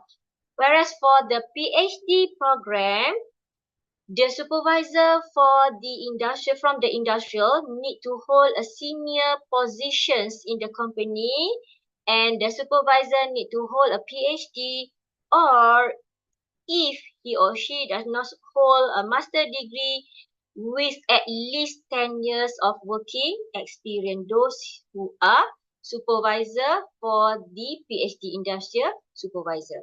Alright, so after you form a committee, supervisory committee member, the criteria for the industrial supervisor, then you will go carry out your study as usual, and then next is the thesis examination committee. So to appoint thesis examination committee, it consists of one chairman, one assistant chairman, and one internal examiner for master student, and two internal examiner per PhD student, and one external examiner. Okay, this can come from Malaysia and also from international. Right, okay, next. Okay, next is the student mobility program. So please, if you are interested, so we would like to encourage all the students to get engaged with the mobility programs. Okay, so for this mobility program is basically program that involve the exchange of students in and also outside of the country. So any mobility program can be carried out in or outside of the country. So under this program, international and local mobility is, we are encouraged, we open to local and international students who wish to embark on a semester exchange or research attachment. Okay, or you would like to have a study visit to another university or institutions. So we have two types of mobility, inbound and also outbound mobility, which we can categorize under credit transfer. Under credit transfer, it falls under semester exchange and also internship program. For those who are not credit transfer or non-credit transfer, it's basically under the program short-term program, field work or study visit or research attachment. So this is not fall under the non-credit transfer, right? Okay, next. Okay, so for the semester exchange, okay, so for the semester exchange, it open for the local and international student from other university to have academic experience at UPM by enrolling in the graduate courses. Meaning to say that if you are from the local or international student from other university but you would like to have academic experience, you are welcome to come to UPM by enrolling the graduate courses. Okay, for non-graduating program, it must be officially registered with UPM if you go for the non-graduating program.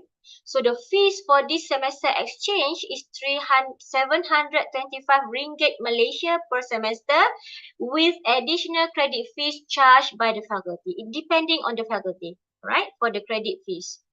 Okay, for the research attachment, it's open for local and international students from other university to conduct part of their research at UPM. Meaning to say that you can carry out your research at UPM. So for non-graduating program must be officially registered with UPM. Meaning to say that this program must be officially registered with UPM. And again, the fees is basically the same with the semester exchange, 725 ringgit Malaysia per semester with additional bench fee.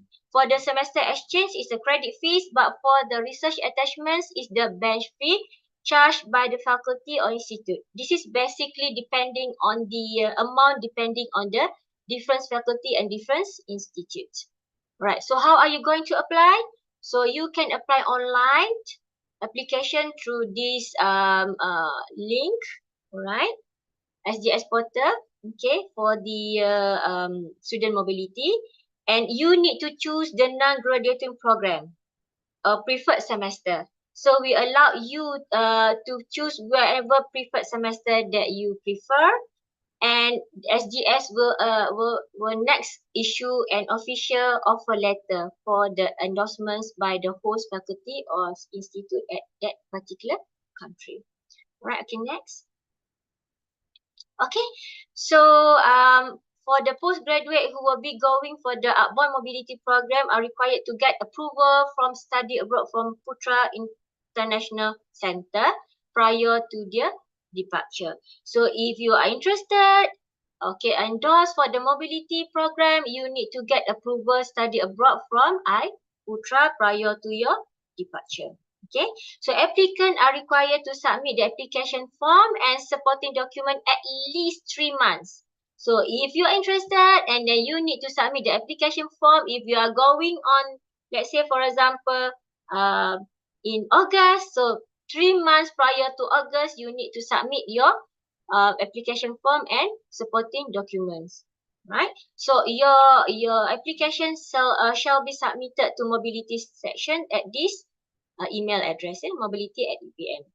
And from time to time, if you are interested to go for your outbound mobility, please check please visit our link, right, website for detailed information of the application procedure and checklist for the outbound mobility.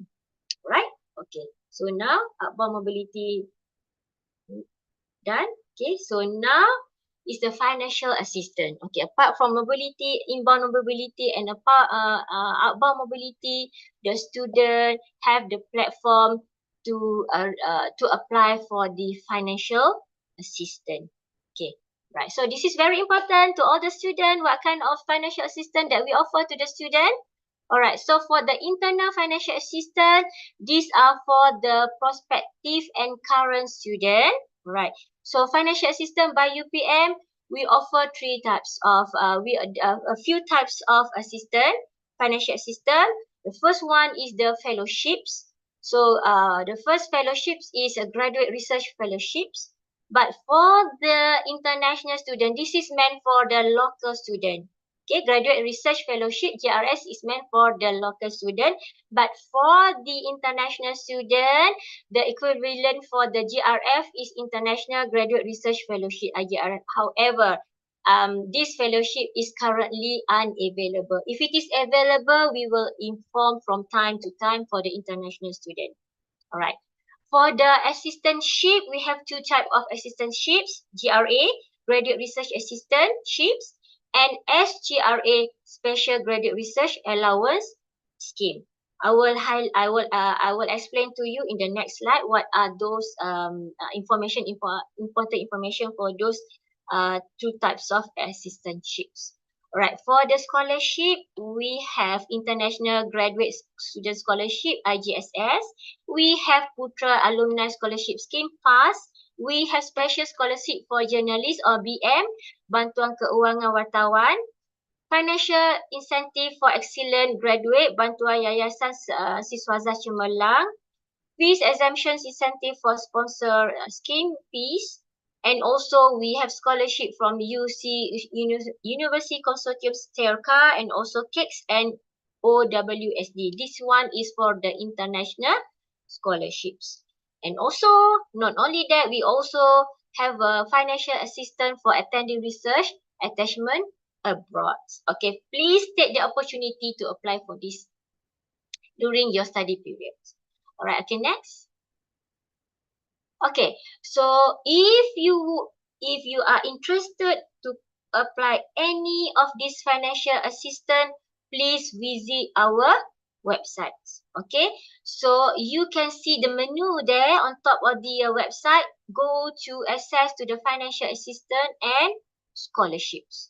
So if you go to that particular menu, so you can get detail of those list of financial assistance that we offer to the student, right? But most important element, if you fall under the graduate research fellowship GRF, so please avoid to have breach of contract. This has been highlighted and briefed to the new GRF receiver. Okay, all right, next. Okay, so these are the financial assistance under different category. If you can see that for the GRF, okay, I just would like to highlight these important informations, okay, in this briefing. However, you can always check on our website that under this GRF, you will get your tuition fee waived. Okay, your tuition fee will be waived. Right, for the medicines, 1,200, for science, 900, and social science, 700. For PhD, 1,600. For medicine, science, 1,400, and social science, 1,200. For monthly allowance for the GRF, you will get 1,000 per month for master and 1,300 for PhD. Right. For GRA, okay, you can see that these are the tuition fees waiver for the GRA. However, for the monthly allowance is slightly different from GRF, because this is basically you need to assist your supervisor in terms of teaching assistance. Alright, for GRA, if you assist your supervisor 3 hours per week, then your monthly allowance will be 1,125. If you assist your supervisor 4 hours per week, then you will get your monthly allowance 1,300. And if you add more hours of teaching assistant, you will get 1,500 for 6 hours per week teaching assistant. Right? But again, you are bounded with the agreements. Okay, you bound by the agreements. Okay, you need to sign the agreement for these two category of financial assistance. Alright, okay, next. Okay, so for SGRA, it we don't provide you the tuition fee waiver, not available. But for the monthly allowance, a little bit higher than the GRA and GRF. For master, 1,800, and for PhD, 2,300. So notes here can be considered for higher allowance subject to the supervisor approval, meaning to say that if your supervisor approve that, although you are master, your supervisor agree to increase your monthly allowance up to 2,000 or 2,500, it depending on your supervisor approval. Okay, this is basically that the supervisor have the grant, research grant. Okay, all right, for IGSS, you have 30 to 50 tuition fee waiver. It is a quota basis. We have a quota for this IGSS, but you don't have the monthly allowance. For the Putra Alumni Scholarship Scheme Pass, okay, so this is basically for the international and also for the local. For the alumni, for the Putra alumni, you can get 10% of the tuition fee. For the alumni children, you will get 30 to 50% of the tuition fee waived, right? So if you the alumni of the scholarship scheme, please, okay, please, we encourage you to apply for this scholarship scheme, right? Okay, next. Okay, so for the beasiswa khas wartawan, it is meant for journalists. Okay, so we will give you the tuition fee waiver, 500 ringgit per semester by coursework, and the master science 700 ringgit per semester, and PhD 1,200 ringgit per semester. Okay, this is meant for journalists, yeah. Here the reciprocal obligation that you need to fulfill. Okay, so for the local student and international student, you also have another platform for the financial assistance. It is financial incentive for the graduate student, right? So this is meant for the Muslim, Asnaf, Fisabilillah, and disabled. So we will give you 30% of the tuition fees waiver, okay, but you don't have the monthly allowance. Okay, all right. Okay, next. Okay, so another types of financial assistance is if you are interested to attend research attachments, right? So research attachments is attachment abroad.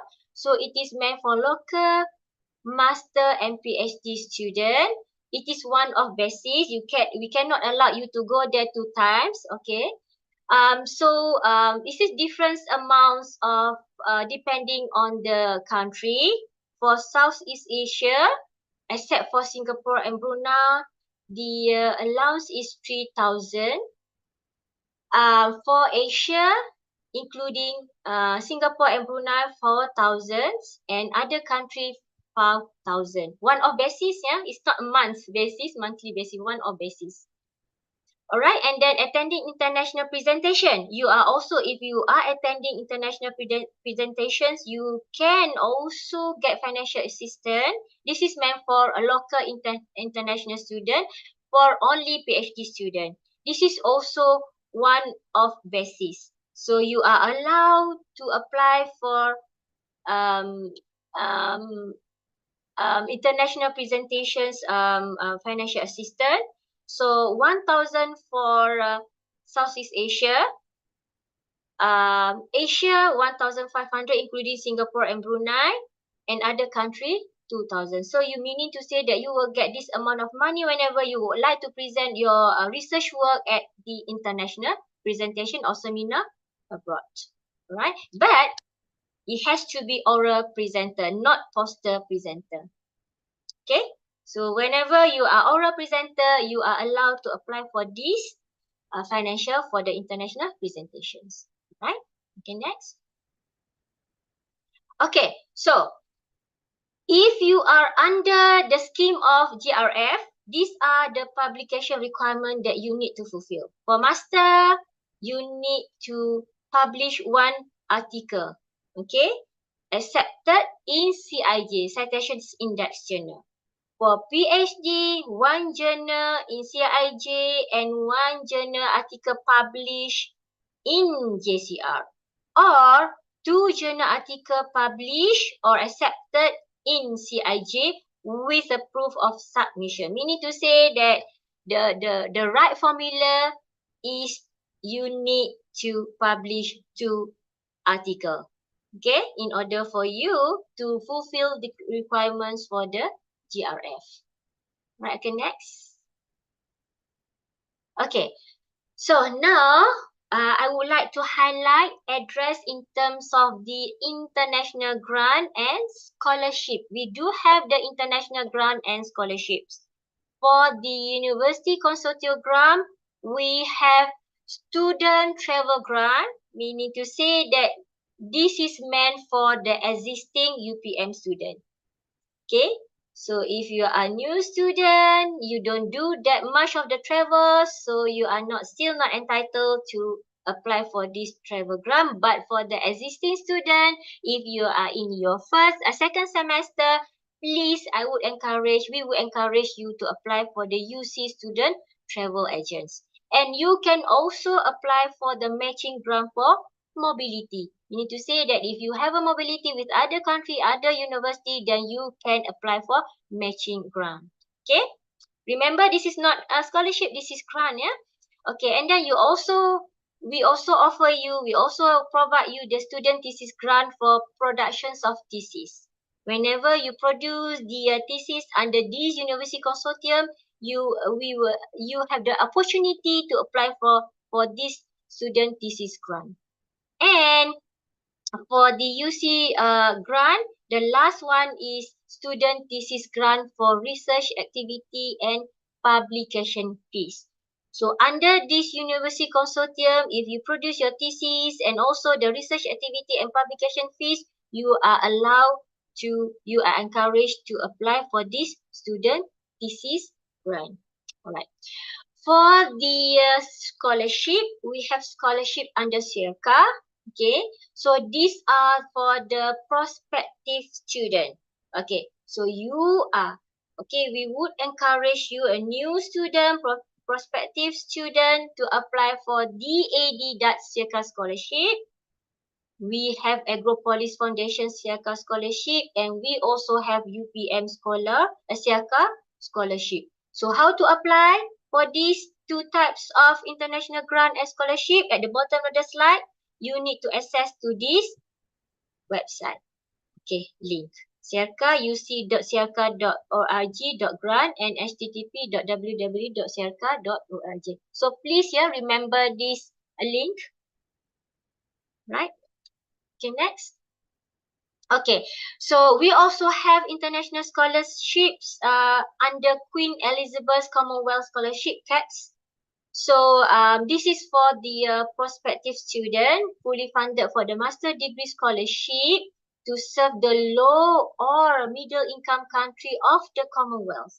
So this country must be under the Commonwealth, including Bangladesh, Eswatini, Ghana, Kenya, Mauritius, Pakistan, Rwanda, Tanzania, Uganda, the West Indies, Jamaica, Barbados, and Trinidad, and Zambia, and also etc. So please check on their web whether you belongs to these countries. Yeah.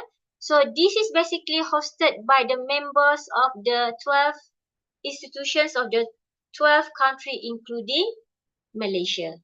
Right. So if you are interested, go access. Please visit their website so that you can see that what are the requirements for applying CATS scholarships. All right. Apart from CATS, we also have OWSD, Organizations for Women in Science for the Developing World. So again, this is for the prospective student. So this is meant for the women, fellowship for the women scientists from the least developed country, LDC, to study a PhD in 9 universities, including Malaysia. If you would like to know which university involved, please access to their website. So for this scholarship, this scholarship offer you two types of scholarship: full-time PhD fellowship and also sandwich fellowship, where it covers return air travel, tuition fees, living expenses, medical insurance, visa-related expenses, travel allowance for international conference. Right? Okay, next. Okay, so if you have any queries and concern about financial aids or financial assistance, and also the types of GRA, GRF, and so on so forth, ICP, please please, we encourage you to call us. We we will do our best to assist you whenever queries that come to our desk or office. So with that, thank you so much. Over to you, Miss Pavi. Thank you. So much, Dr. Niti. So that was a very precise, detailed, and how do I say this, in-depth kind of a sharing on all the mobility programs and attachment programs, together with all the financial aid assistance that we provide in the School of Graduate Studies. So please feel free to check them out in our website later on. So without further ado, I am going to now invite the person that's going to present the climax of your postgraduate studies in UPM. For that, let us welcome Professor Dr. Rusmawati Said, our Deputy Dean of Thesis, Student Affairs and Media. The floor is yours, Prof. Thank you so much, Miss Pavi. Okay, now we can clap our hand because we are actually that near to submit our thesis. Congratulations, because it's not easy to come to this stage. Next.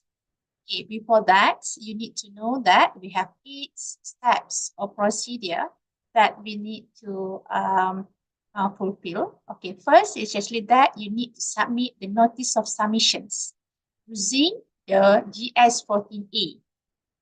Okay, what you need to provide? You need to provide the table of content. This is abstract, which is, okay, in the thesis abstract that students should discuss with their intention to submit the GS14A from the supervisory committee. Right. After that, the second step is actually that nomination of the examinations committee. Nominations of the examination committee is using the form GS14B, right? And then these actually that come from the recommendations from the faculty, schools or institutes, okay? And then review by one meetings, okay, which is called JKKPPPTT, and then endorsed by the JKPSU. After endorsed by the JKPSU, so that we can appoint the examinations committee. The steps number 4 is actually that you can submit after that process, actually that you can submit your thesis now using the form GS14A. I think that Prof. Zhu already explained about this one just now as well. Okay, and then you must make sure that the turn-in report is actually that less than 25%. Right. Okay. And then number 5 is actually that now you are ready. This is a examination process. And then number 6 is actually that you will call for the Viva Voce.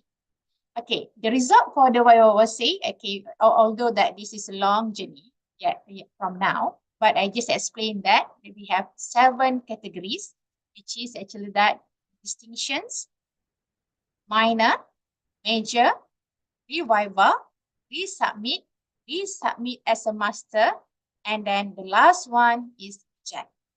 Okay, the process from the number 4 to number 6 is actually that we promise you within the 14 months. Okay, and then the number 7, after you submit your thesis after the viva, you need to use the form 16A.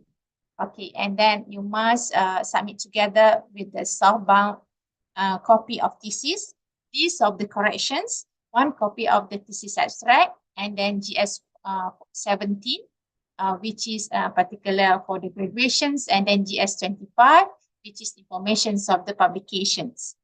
All right, and then after that, you just wait for the Senate approval. Okay, after the Senate approval, okay, you need to provide that 1 CDs of the PDF versions of your final thesis, and then copy of the final thesis, which is outbound to the faculty, schools, or maybe that to your supervisory committee, if they are required. Okay, next. Just want to remind again, this is actually that Prof. Zhu already touched about this one, and then Associate Professor Dr. Niti touched a little bit about the publication for the GRF just now. So there is two differences with the GRF and without GRF. For the without GRF, there is two without GRF. Okay, for the PhD program, okay, there is two journal article published or accepted in CIJ, and then one journal article published or accepted in the CIJ, and then one journal article and one journal article from the categories of below, which is published by the universities or scientific publisher and chapter in books, publisher under the WOS. For the GRF recipients, there is one journal article published and accepted in CIJ, and one journal article published or accepted in JCR, and then two journal article published or accepted in the CIJ and proof of submission for the publication, or journal article in JCR with the decisions. Okay, I saw that there is in messages now, one of you asked about these criteria, so this is the answer. Okay, next. Next, please. For the master students, okay, without the GRF, you need one journal article published from any categories, which is journal listed in the CIJ, and then journal published by the university or scientific publisher, and then chapter in books. And then for the GRF, you need one article published and accepted in the CIJ. It's very important to note that a student is required to publish journal article as his or chairman and master of the supervisory committee, and any publication in fulfill the requirement must always mention the student affiliations with the universities. Right. So, and a student has a field, a pattern, or utility innovations, or copyright, or industrial design, or pattern circuit boards based, and then research conducted during the candidature. So that is equivalent to the one journal article, but you need to apply and by writing a letter to the dean for the exemptions. And then all process must be approved by the Putra Science Park UPM and propose for your requirements. CIJ means that journal in Scopus, ERA, or incited JCR. Okay, next. Okay, now I want to explain about the another sections. Okay, under my sections next. Okay, which is we also get about the student affairs, which is actually that what is the functions of the student affairs.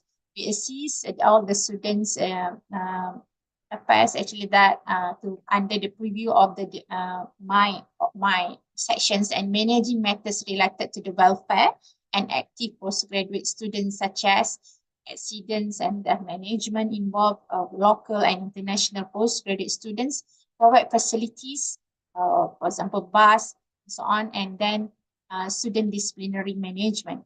And then manage postgraduate extracurricular and curricular activities through program, which is, for example, student ambassador, okay, and then associations. And then we have conduct many exciting events throughout the years. For example, 3-minute thesis competitions, community project, and industry linkage. And there is many more actually, right? So next. Okay, and then we have Putra Sarjana. Okay, Prof. Zuriati did mention about the Putra Sarjana just now. Okay, what is Putra Sarjana? Putra Sarjana is actually that we offer a learning support program, and then we design that program to develop a range of necessary skill, and then can apply in the research activities, and then academics and other related that needed by the students. For example, here we have thesis literature metrics, and then recently that we have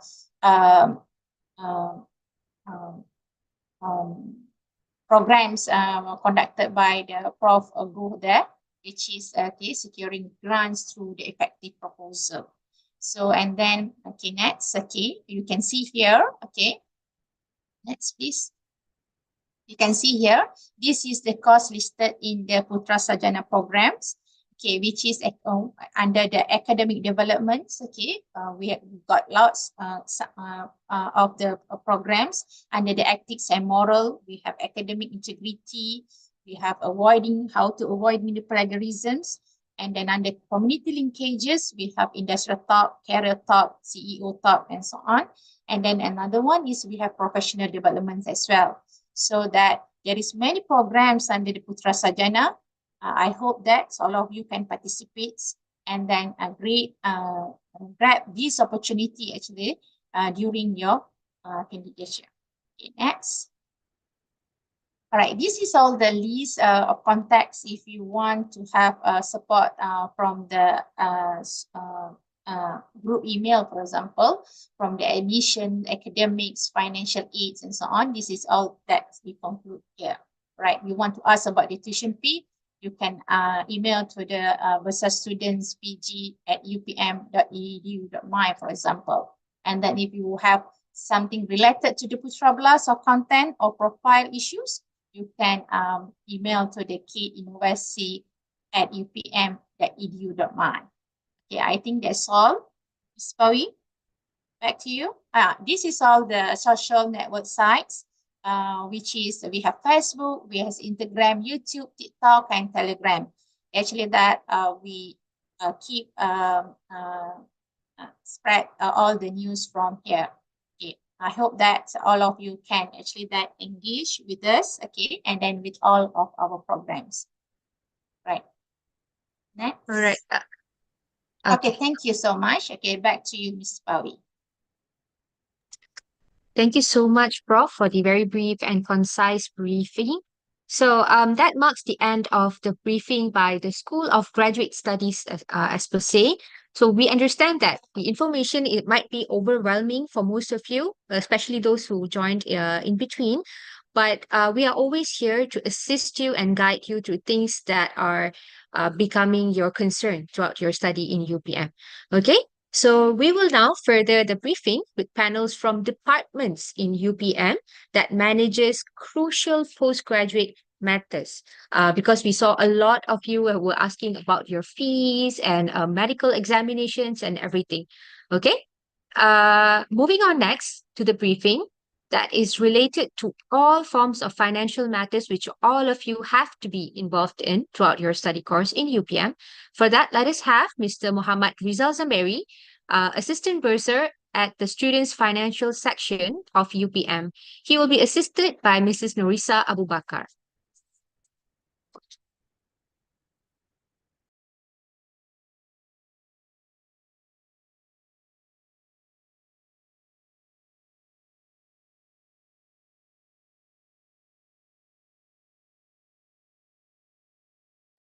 One minute, yeah, Cik Risa.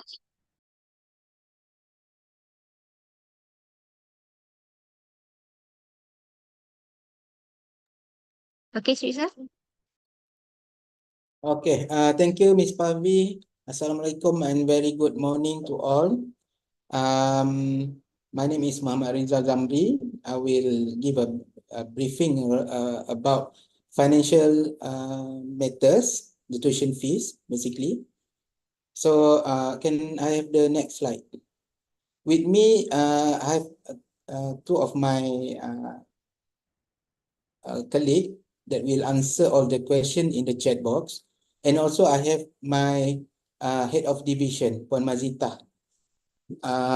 Okay, so this is the information about me, basically. So you don't have to remember anything about this. So next slide. Okay, basically, the first of all, I want to introduce our section. Our section is Student Finance section, is under UPM's Bursar Office. We handle both undergraduates and postgraduate student financial matter. And anything regarding your sponsorship, claim, and everything under the tuition fees are handled by our section. Next slide. Okay, first, when you register with UPM, you're already given offer letter. There's a mention how much you have to pay for per semester. For you can refer to SGS website for the schedule of tuition fees, because if you notice, the tuition fee is different between programs and field of studies. For example, there's a master with thesis with three type of field of studies: medical, science and technology, and also social science, and also master with credit fees. The master with credit fees, that mean you have to pay additional fees based on the credit registered for every semester. And then a part of that, PhD that doesn't have any credit fees except for an industry or Doctor of Engineering. And if you are taking a master with thesis or PhD, other than PhD industry and also Doctor of Engineering, the tuition fee is fixed every semester without considering how much credit, how much subject you register. Basically, that's the main fee structures setting. So our section is first, we have to charge you every semester. I know this topic is very it's not favorable, because we will take money from you. So but you still have to consider, you have to ready with the financial every semester. Once you register, we will charge in your ledger. Just now, I noticed a lot of you asking in the chat box, why is the student ledger is appear as negative? But the reason is we already, because you made the payment prior your registration, so we already impact the payment in your ledger, but we still didn't charge. We didn't charge you yet, because we need to wait until the registration is over, and it takes about 1 week or 2 weeks to finalize everything and charge accordingly to your ledger. After we do that, you will see the ledger balance, the correct one. Of course, with the master with thesis and PhD, the charges is quite simple because it is fixed. But for master with structure C or without thesis, that we have to calculate your credit fees, and then we have to wait until you finally registered all the subject. That one will be appear later in your ledger, other than the master with thesis or PhD. It will be charged more faster. Okay, I think in the previous briefing, Prof. Zuriati already mentioned how to see your current balance in your portal. This is basically you will see your ledger balance as at the date appear in the portal. But please take note that sometimes it may require an adjustment, or for example, once you drop your subject, it takes some time for us to update your ledger and to update the information about the payment, the balance. Okay, next. Okay, this is a second part of our responsibility as a student finance section. We have to bill the student as well as sponsor. To bill means that the creation of the ledger. And also to build the sponsor means that every student under sponsors that required us to invoice them, we will do the invoicing. And if there is a extra amount, and this is the third responsibility, we have to refund any excess amount in your ledger. For example, you defer or withdraw within the stipulated time. There are some amount that we can refund. Our section is responsible to refund to your account. After all the documents or required procedure already fulfilled. Next. Okay, this is the last, I think the last responsible that's not, of course, not favored by all of the students. We have to block or bar the student with outstanding in your portal. You cannot access any our facilities, for example, our clinic, our library, and also in the portal also we will block all the access, facility access to the student that have outstanding. We will do this once that there's a deadline for registering your subject, and also a deadline to pay the tuition fees. After the deadline, we will change your status in your portal. Once it is dropped, then you will be blocked from all these facilities I mentioned. Next.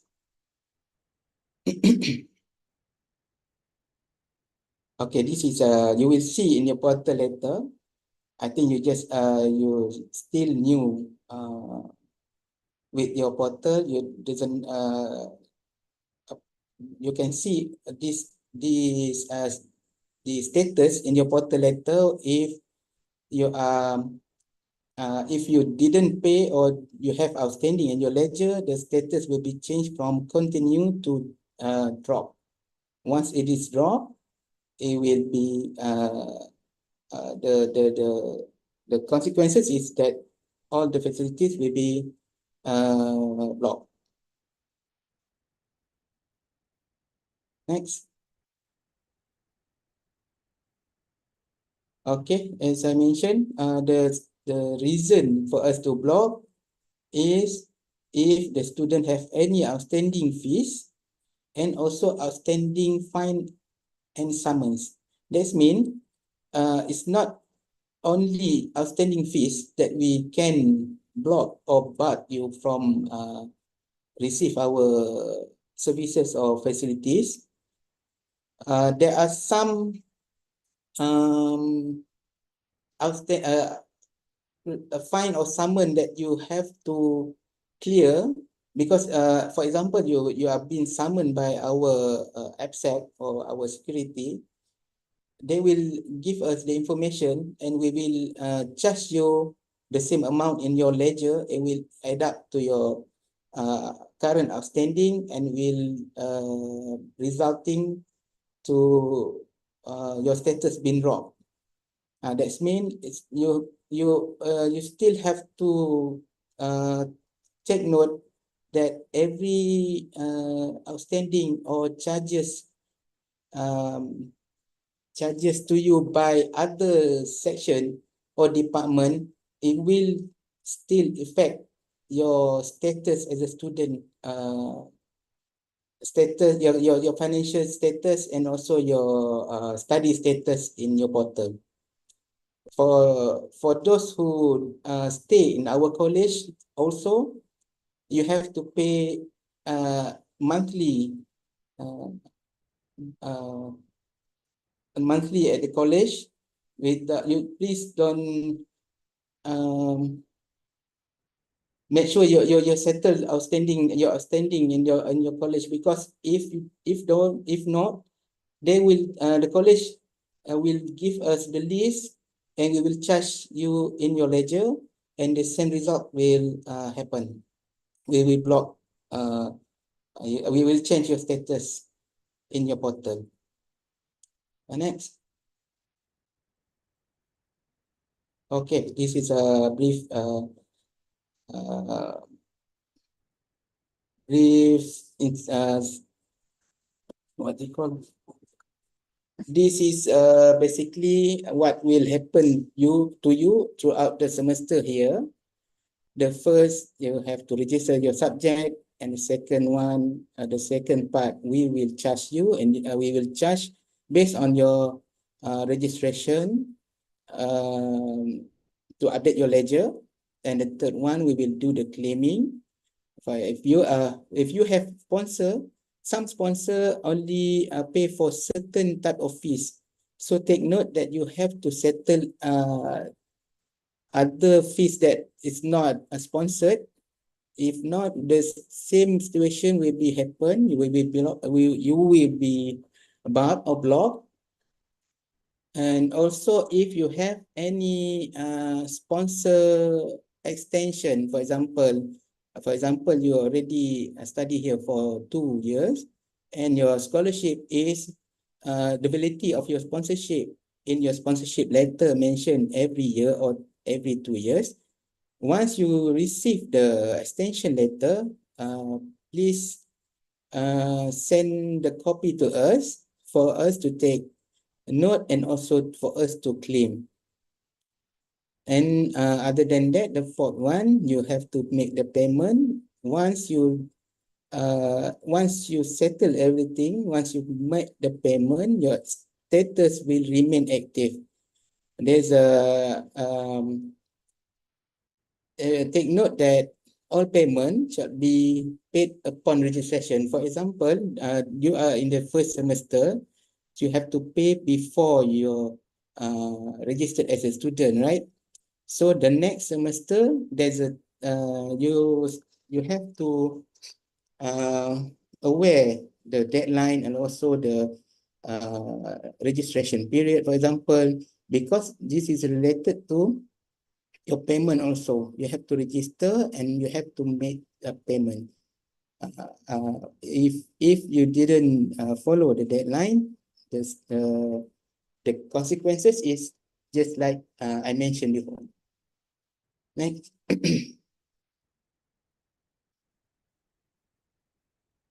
Okay, next. I think previous session also mentioned about some of this date. I just want to highlight again. The first one is payment deadline for this semester. For dual semester is May 5th, 2024. And for tri-semesters program, April 21st, 2024. You have to remember this date because after this date, this is the date that I mentioned before. We will try to update all your ledgers, all your charges will be there in your ledgers, all the payment will be updated so that we know how much student who still have outstanding. So after May 5th, your status will be changed to block if you have any outstanding. But if after 5th of May your status is dropped and you already settled everything, do contact us because we need to check the details. For example, if you're paid, for example, master weight, credit fees, you first register, for example, 4 subjects. And then we do the charging based on the 4 subject, 12 credits. But in the end, before the deadline, for example, on May 4th, you drop 1 subject and you make the payment for only 3 subjects. So that will resulting the ledger still have outstanding of 3 credits, right? So that case, we have to do the adjustment. So if your status is dropped after 5th of May, do contact us through email. We prefer through email because it's easier for us to trace back the documentation or the question. So next slide. Okay, this is also mentioned in the previous briefing, I think by Prof. Jariati. There's a deferment charges if you defer. This is a date if you defer before second weeks, there is no no, sorry. This is the deadline. This is the date duration for you to defer with only 100 service fee. Service fee is not penalty for deferment. Service fee is a part of tuition fee. Once you defer, we can if you defer within the timeline, we can exempt all the other tuition other than service fee that remain as charges you for the your tuition fee charges for that semester. For example, during the deadline, you decide to defer, we can exempt all the tuition fee. For example, you pay 2,000, we can exempt 1,000. We do the exemption of 1,900, leaving 100 as a service fee. Next. Okay. If the first part is only 100, is not a penalty for deferment. I have to inform you that, because some student think that the 100 is a penalty for deferment. It's not deferment penalty. It is for service fee that we cannot exempt it. It cannot be exempted. So the third one, if you do this is the penalty. If you defer late, this is the time, the time frame. If you do the deferment within this after this deadline, you will be charged penalty of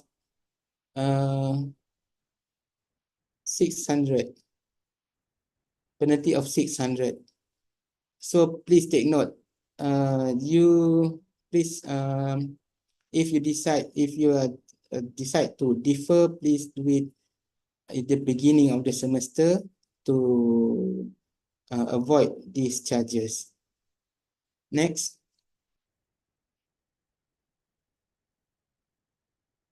Next slide, please. Okay. This is I will try to give you a brief information about payment methods that you can use to pay tuition fees or any charges to you. This is for local students with local bank, CIMB bank. This is only for students that have account with CIMB bank. If you account a CIMB account holder, you can use CIMB Clicks, the online payment. The method is that you have to log in and also you select pay bills. It's not that you select fund transfer.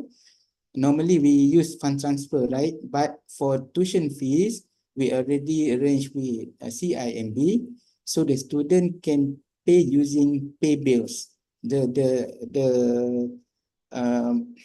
We prefer this kind of payment method for CIMB account holder because you can key in your you have to select UPM first, select pay bills, and then you key in UPM to select UPM campus Serdang, and also you can enter your metric number, IC, and all the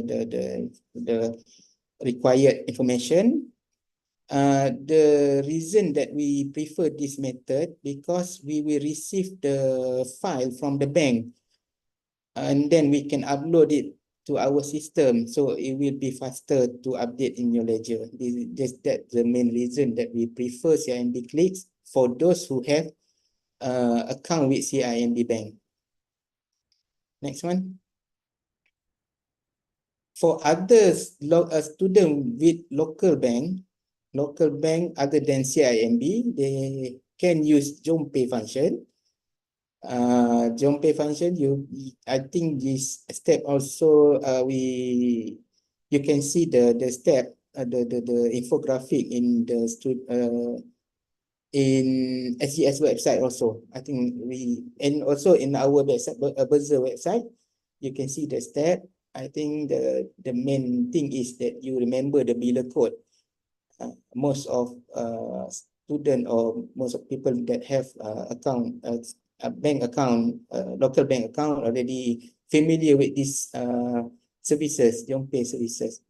They remember if you use these services, the different with CIMB clicks that it will take longer because as I mentioned, CIMB click we receive a text file from the bank for us to upload, but this one we have to key in one by one, so it takes 1 or 2 days, and we will receive the money, the payment in our account later, mostly 1 or 2 days after the payment been made.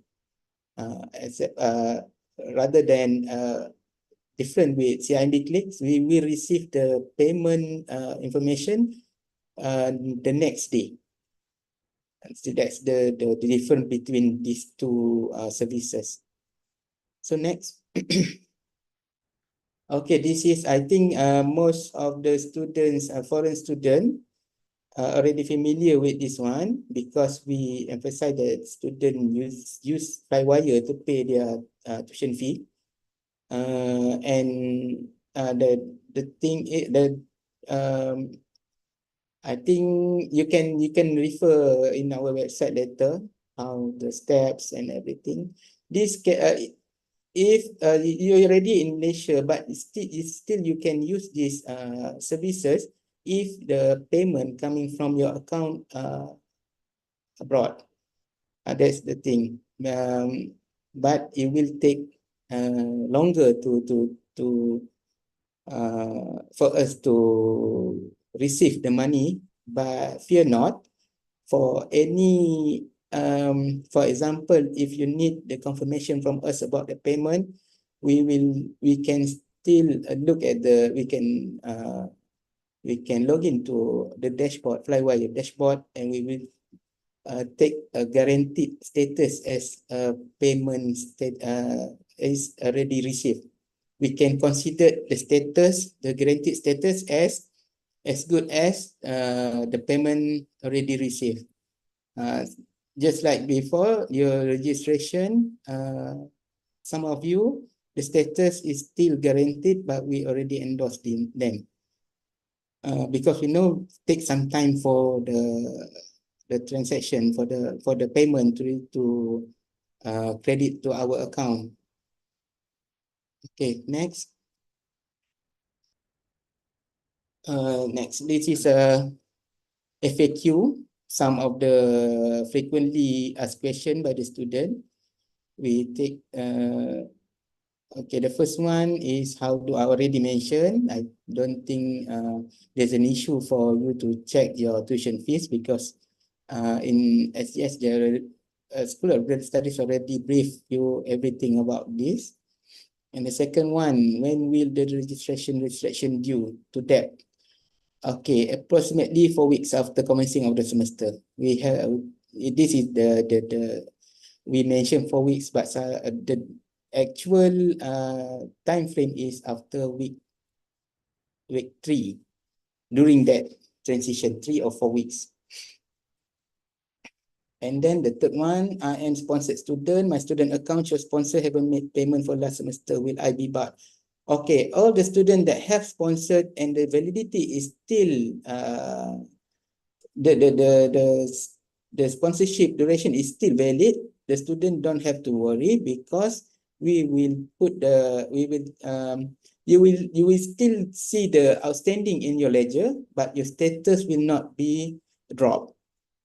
But take note, just I mentioned before, there are some sponsors that only covered a part of the tuition. For example, those who are under KPT, for local, KPT or KPT mostly. There's a small portion that you still have to pay every semester, the insurance and also your medical fees, your health fees. That one you have to pay every semester because your sponsor is not will not cover that. And the fourth one, I would like to register a course but have that. Can registration be released if I make minimum payment or installment? Unfortunately, no. The system will block self-finance students with outstanding, and the status remain until the ledger is clear. So for Muslim student, we have our Wazan department that you can seek help. But they will not cover all the outstanding, but you can seek help from them.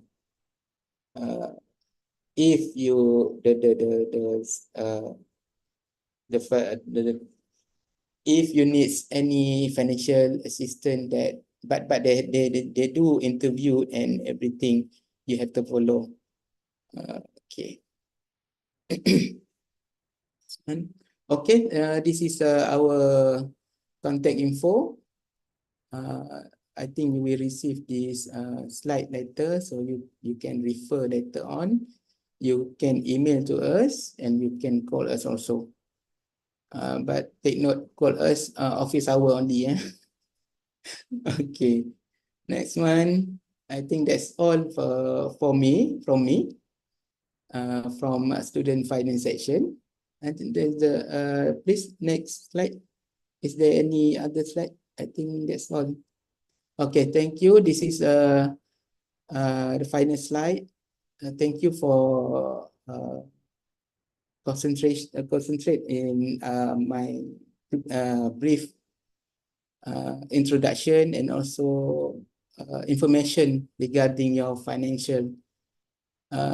If anything, you still can contact us through the email, and we will answer them accordingly. So thank you. Back to you, Pavi. Okay. Thank you so much, Rizal, for the information. We believe that it is actually a very brief information, but if the students would like to know more, and then I think they should just contact Mirza, or they can also check out the website.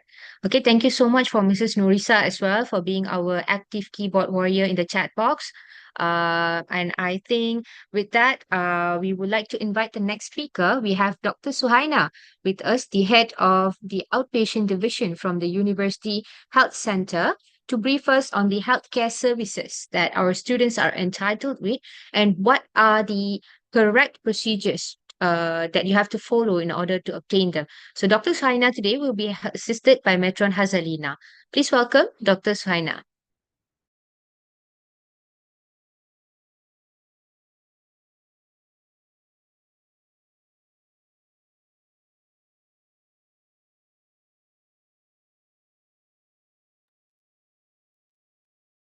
Okay, Doctor, you can try your audio.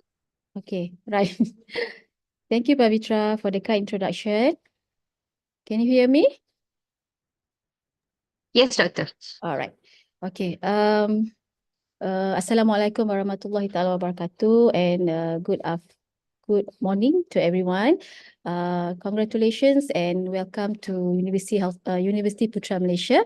Okay, I'm Dr. Suhaina binti Muhammad Sulaiman, head of outpatient department of University Health Center or PKU. Okay, next. Okay, in our health center, we mainly have two blocks, yeah, Block A and Block B. All right, in Block A, we have outpatient department. Okay, next. Okay, and then pharmacy department or bahagian pharmacy, and then we have emergency and treatment, bahagian kecemasan dan rawatan, and we have medical checkup department, and then nursing department, and also financial and administration department. Okay, what we have in other block? Yeah, in block B.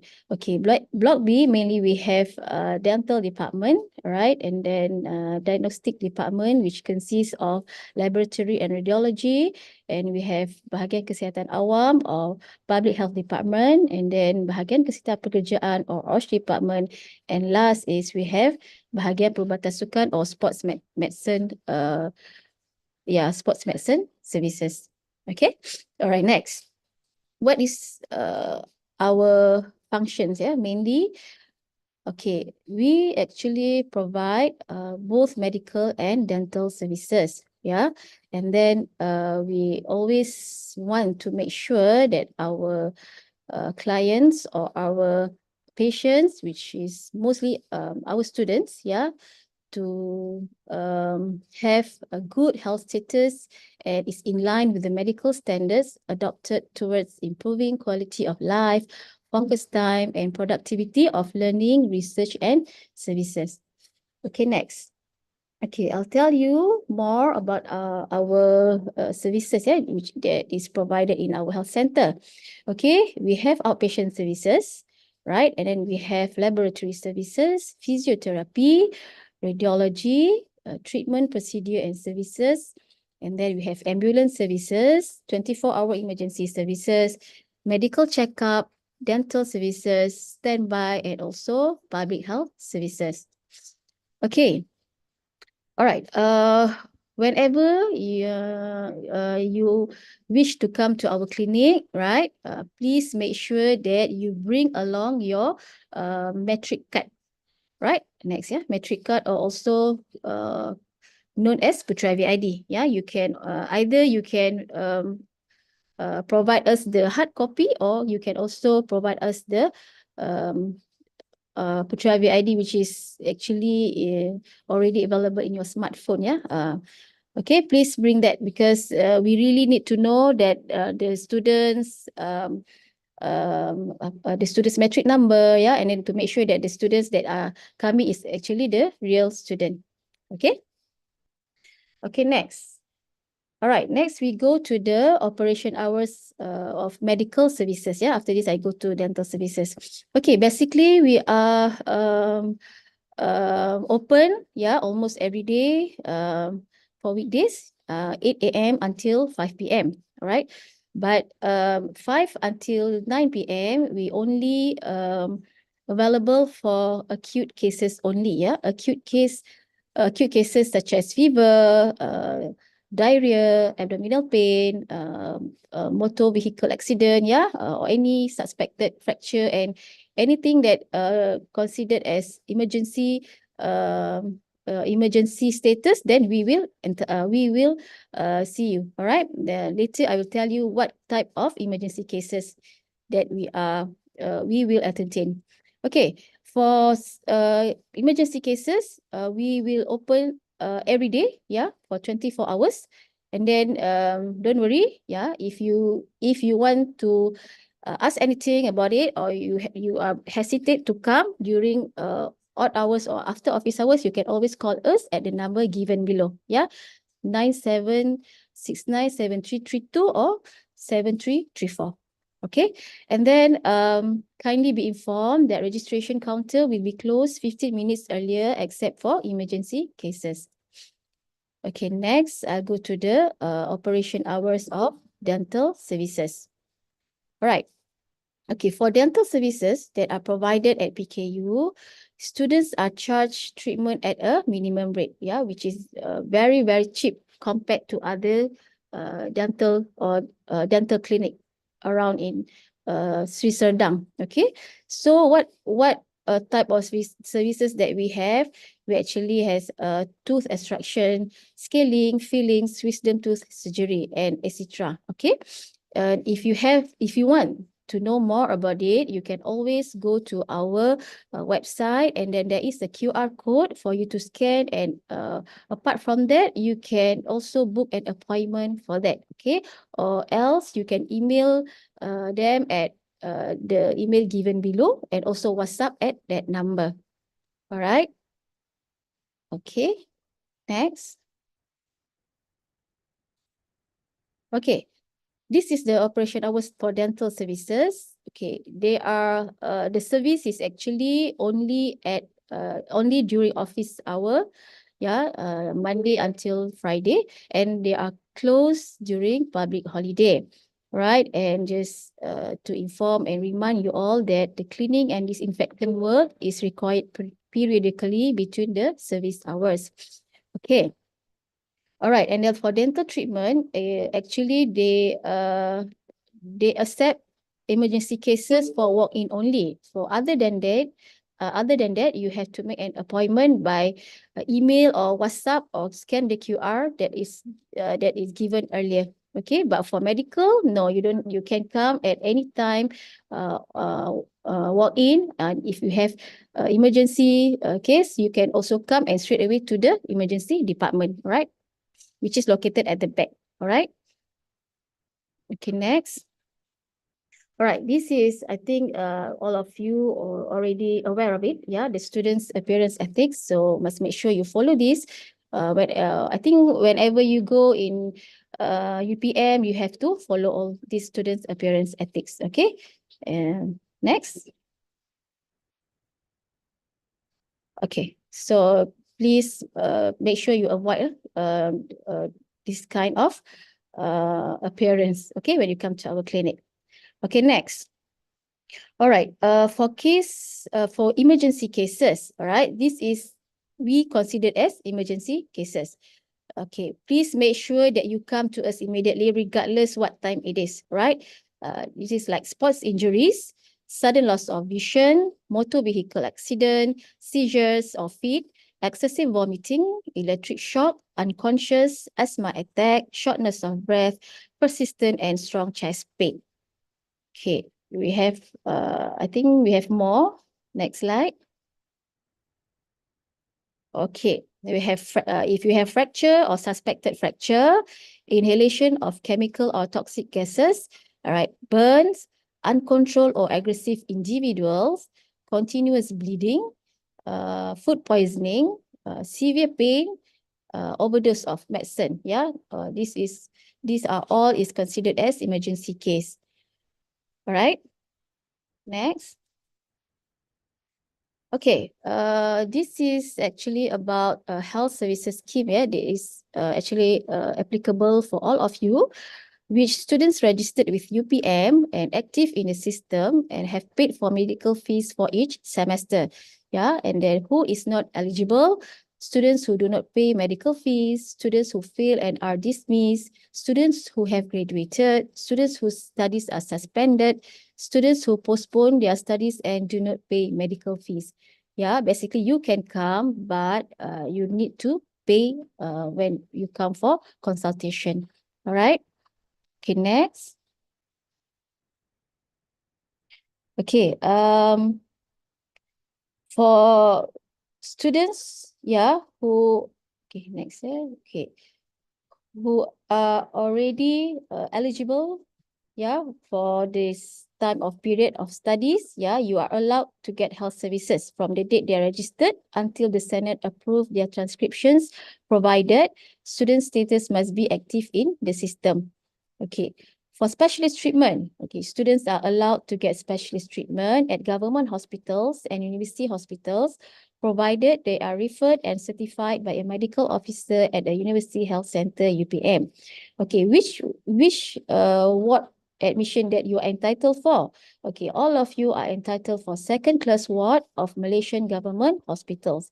Yeah, and then actually, I just provide you the name of hospital, university hospitals that are available, yeah, which you can go and also seek the treatment. Okay.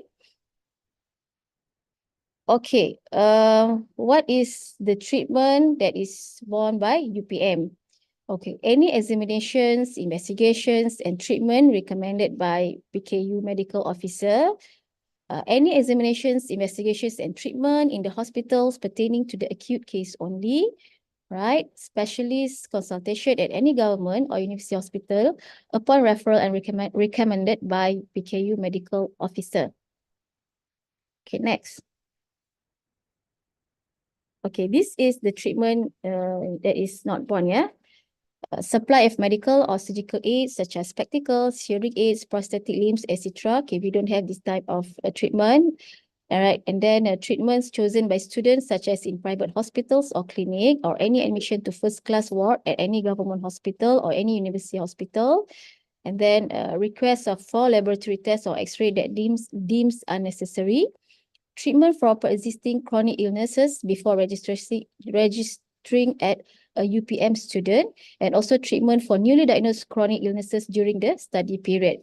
All right, and all types of dental treatment also is not borne. Like I said earlier, if you come to get treatment to the dental department, we charge you at a very minimum rate, yeah, like 4 ringgit, 5 ringgit, like that. Okay. Okay, next. All right.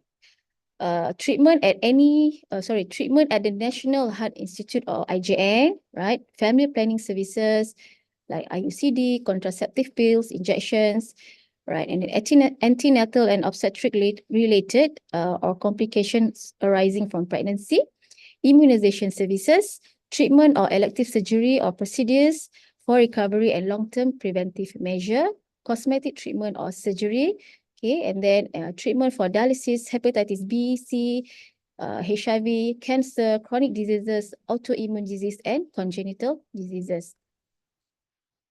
All right, next. Okay, issue of medical certificate, yeah, or MC. All right. Basically, we will issue the day on the student received treatment, yeah, by the medical officer or dental officers from PKU, Malaysian government's clinic, hospital, or any university hospital. All right, and then medical certificate from a private clinic must be certified or endorsed by a PKU medical officer. Yeah, if let's say if you are at your hometown and then suddenly you develop acute fever or you had developed dengue or something that is very unbearable, so you please bring the medical certificate to us and we can endorse it. Okay, no problem for that. Okay, for any deferment of studies, yeah, due to health reasons, it must be receive a letter and of confirmation from our head of University Health Center. Okay. Okay, next.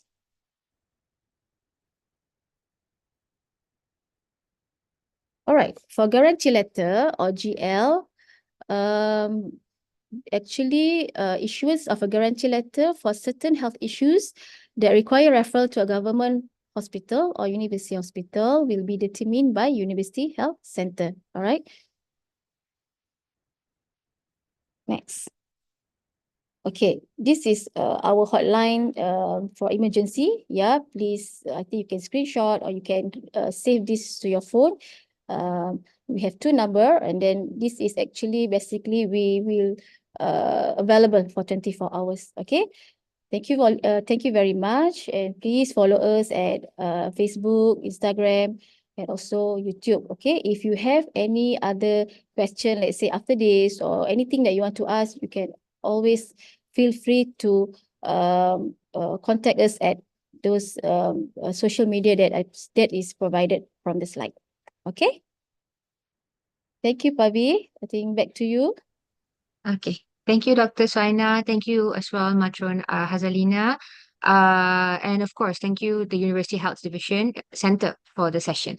Okay, just for your information, postgraduates of UPM are actually entitled to the access of various research databases. For your information, that will be very, very beneficial for your thesis. Therefore, in order for you to further understand what are the available services, let us welcome Mrs. Nurazira Muhammad from the Sultan Abdul Samad Library of University Putra, Malaysia. The floor is yours, Ms. Nurazira.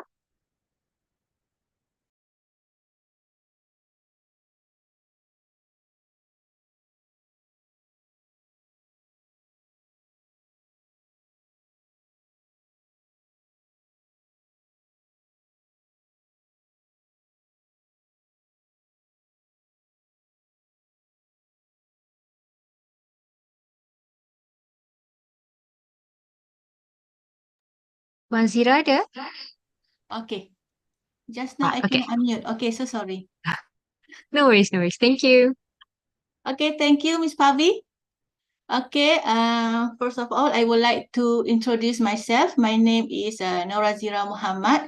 I'm actually a senior librarian at UPM Library. Okay, and before I proceed, I would like to say congratulations to all of you. As a new student, welcome to our community as a UPM community. Okay, next. Okay, so actually this is the building of our library. Okay, as you can see from the picture there, the name of our library is Perpustakaan Sultan Abdul Samad, or you can say it in short form, PSAS. Okay, so if you can see from the picture also, there are two blocks, which is Block A and also Block B. Okay, next. Next. Okay, so Perpustakaan Sultan Abdul Samad actually is a main library. Okay, it can accommodate around 2,000 users at one time. Okay, so as I mentioned earlier, there are two blocks. Okay, and the block B is actually we have a graduate wing. Okay, which is specially designed for postgraduate students. Okay, and we have also Anjung Ilmu. Okay, one section which is called Anjung Ilmu at the block B. Okay, where it is equipped with facilities for your learning and for your study in UPM. Okay, okay, next. Okay, instead of our main library, which is PSAS or Perpustakaan Sultan Abdul Samad, we actually have four branch libraries, okay, especially for some faculty, okay. We have here Medicine and Health Sciences Library. Okay, it's located at a Faculty of Medicine and Health Sciences. Okay, so students from those faculty actually can go to library faculty. Okay, and we also have a Engineering and Architecture Library. Okay, this Engineering and Architecture Library is located at Faculty of Engineering. Okay, it's beside the lakeside. Okay. And we have also Veterinary Medicine Library, which is located at the Faculty of Veterinary. And also we have a far away from here, our Bintulu Sarawak campus library. Okay. Okay, that's four branch of libraries instead of the main library. Okay, as for the service hours, okay, during the semester, the library is open from 8. Okay, actually from 8 library is open, but for the service, it will be start from 8:30. Okay, and it will be closed 10:45. Okay, Saturday, Sunday, the library is open from 9:30, but only up to 4:45 p.m. And for public holiday, it's closed. Okay, and nowadays, we are in a fasting month. Okay, during fasting month, the service hour for the library will be closed at 6 p.m. Okay, so for Muslim, we can focus on our ibadah, okay, at night. Okay, next. Okay, for the library services, okay, actually there are some library services, but I want to highlight two main services here. Okay, we have, of course, if we said library is synonym with the book, so you can actually borrow books in the library, which is we give you 20 copies at one time. You can borrow up to 30 days. Okay, but you have to remember, for the late returning, you will be charged 20 cents per day. Okay, and we also have a consultation services. If you are in the library and you want to ask questions, you don't know where to go, just go to our Readers Advisory Desk. It's located at the main entrance of the Block A. Okay? Okay, next. Okay, we also provide some library facilities, okay, for all the UPM users. Okay, we have a self-check machine. Okay, if you want to borrow the books, nowadays you don't have to go to the counter. Okay, you don't have to line up at the counter. You can just borrow the book by your own self using the self-check machine. Okay, don't worry, the instructions will be provided at the machine. Okay, we also have a book drop section. Okay, in case you want to return the book, okay, today is the last day. If not, you will be fine. So, but the library is closed. No worry, you can come to the library and put the book at the book drop section. Okay, and also this is the hot in the library. We have provided wireless internet, quite high speed, and we also have a computer lab. Okay, and we provide some facilities for persons with disabilities also. Okay, next. Okay, instead of that, we have a lockers. So if you are bringing up your valuable things, you can put your things, your belongings on the lockers. Okay. We also have printer machines if you want to print some of your documents, some of your information that you get. So you can just print, use the printer. Okay. And for Muslims, okay, if you want to stay a long day in the library, you don't have to worry. We provide you a prayer room at the level 2, block A. Okay. And if you are hungry, you can go to the cafe. You can go to the he and she coffee and chat time provided near the library. Okay. And we also have a discussion room. Okay. Discussion room, you have to book first. Okay. At the counter. Minimum 3 users at a time. Okay, when you have 3 users, 3 students, you can book a room to discuss anything, your assignments. Okay. Okay, next. Okay, liaison librarian. Okay, actually, me myself as a liaison librarian. Okay, we provide these services, and for your information, every faculty we put one liaison librarian who's in charge. So please identify please get to know who your liaison librarian, okay? And then you can ask your liaison librarian for any help, okay? We provide information. If you want to ask us, you can just call us or you can just send us an email. Or we have also an online chat system, or you can come to the office and have face-to-face consultation. Okay, we are organizing some classes actually for users, okay, to educate on how you can access our databases, how you can identify and evaluate things from the sources, okay, which is the program is called Information Literacy Program, okay, and we are supporting the need for teaching and learning information for all UPM community. Okay, next.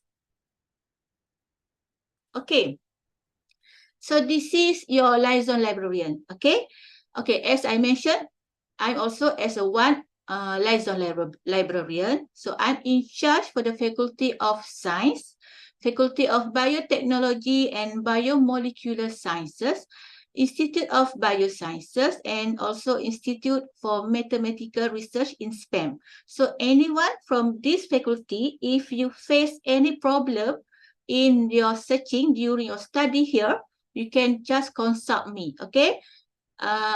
Save my number or my email, okay? And for Madam Liza Abdullah, she's in charge for the Faculty of Food Sciences and Technology, also Faculty of Computer Science and Information Technology, Halal Product Research Institute, and also School of Graduate Studies, okay? And as for Madam Najah, actually Madam Najah is helping me in answering the questions in the chat box, okay? She's in charge for the Faculty of Human Ecology, School of Business Economics, and Institute of Tropical Agriculture and Food Security, and also Putra Business School. And we also have Madam Fazlin Shamsuddin. Okay, Madam Fazlin in charge for the Faculty of Modern Languages and Communication, FBMK, and also Faculty of Education Studies, FPP, Institute of Social Sciences, Center for Advancement of Language Competence, Foundations of Agriculture Science, and last but not least, we have Miss Nabila Mustafa. Okay, Miss Nabila is in charge for Faculty of Agriculture, Faculty of Forestry and Environmental, Institute of Tropical Forestry and Forest Products, Institute Plantation Studies, International Institute of Aquaculture and Aquatic Sciences. Okay, so these are 5 liaison librarians in the main library. Okay, so you can save their numbers, your liaison librarian, and you can come and meet us at Department of Reference, okay, at the main library, which is Perpustakaan Sultan Abdul Samad. But I'm suggesting to all of you to please email us and make an appointment. Okay, maybe when you come, we are not here. We are conducting a class, we have a meeting. So to save time, please make an appointment first. Okay? Okay, next. Okay, we also have branch libraries, right? So we locate one liaison librarian at each of our branch libraries. Okay, as for medicine and health science libraries, we have Madam Akiza Roswati. She's also in charge for the Malaysian Research Institute on Aging. Okay, and we have Madam Siti Khairiah Yusof here. Okay, she's in charge for the Faculty of Design, Architecture, and also Faculty of Engineering, Institute of Nanoscience and Nanotechnology. And we have also Mr. Khairi Rizwan Khairullah. Okay, he's in charge for Faculty of Veterinary Medicine. And the last one, the far away from here, at Bintulu, Sarawak, we have Madam Daisy Pawi.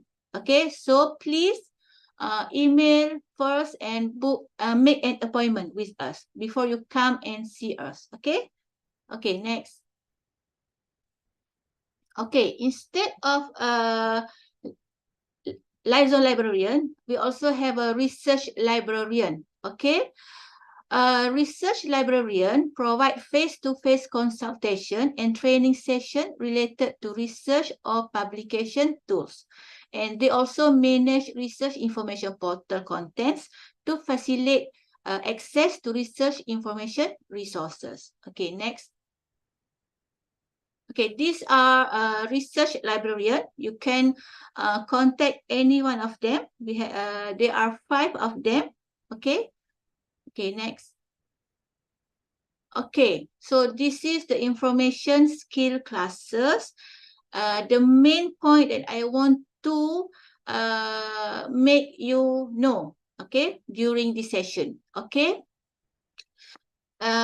We are providing actually these classes with the objective to equip UPM community with appropriate information literacy skills, okay, in order for you to do your research, okay, and also your thesis, okay. So we have 3 categories of class, okay. We have a class for new students, okay, for postgraduate and undergraduate. As for now, we are conducting class for new postgraduate students, okay. And we have also scheduled classes, which is called weekly classes, okay. For the weekly classes, we conduct the class every Tuesday. Okay, and we have also class for undergraduate. This is to cater undergraduate in their preparation for their FYP project. Okay, and also we have scheduled classes on online database classes. Okay, these online database classes, we invite publishers, okay? We invite vendors to come and guide our users in order to use their own database. Okay. Such as informed by Miss Pavi just now, we have a various database. So you have to join this class to know more about the databases that provided by the library. Okay, the vendor itself, the publisher itself is guiding you on how to use the databases. Okay, and last but not least, actually as a UPM student or lecturer or staff, actually you can request a class, okay, from the liaison librarian. Okay, who's your liaison librarian? So request a special class from your liaison librarian. If you are intend to do the class in physical one, face to face, you have to gather up to 5% in one group, so that you can request the class. Okay, if you want to do the class online, which is we are using Google Meet as our platform, so you can have a minimum 3% in a group. Okay, but normally when the lecturer requests the class, they will request for the whole class. Okay, no worry about it. Okay, so as for the module, we are having 5 major modules here. Okay, first, advanced literature search. Okay, so this is a very important class in order for you, we guide you on how you can search for the appropriate information, okay, that you need. You will get the real information. Okay, so how you want to use the keywords in order for you to search for the information. And of course, nowadays, we said what information is just at our fingertips, right? So you can get a lot of informations, loaded of informations, but you have to know how to evaluate those informations that's suitable for your information needs. So we guide you on this module, advanced literature search. Okay, we also have managing references with Mendeley. Okay, Mendeley is actually an application or tools that you can use in order for you to save or manage your references. Okay, so how to use them? Come to the class. Okay, and we have also similarity checker with Turnitin. Okay, in order for you to submit your paper, you have to have a certain percentage of the similarity.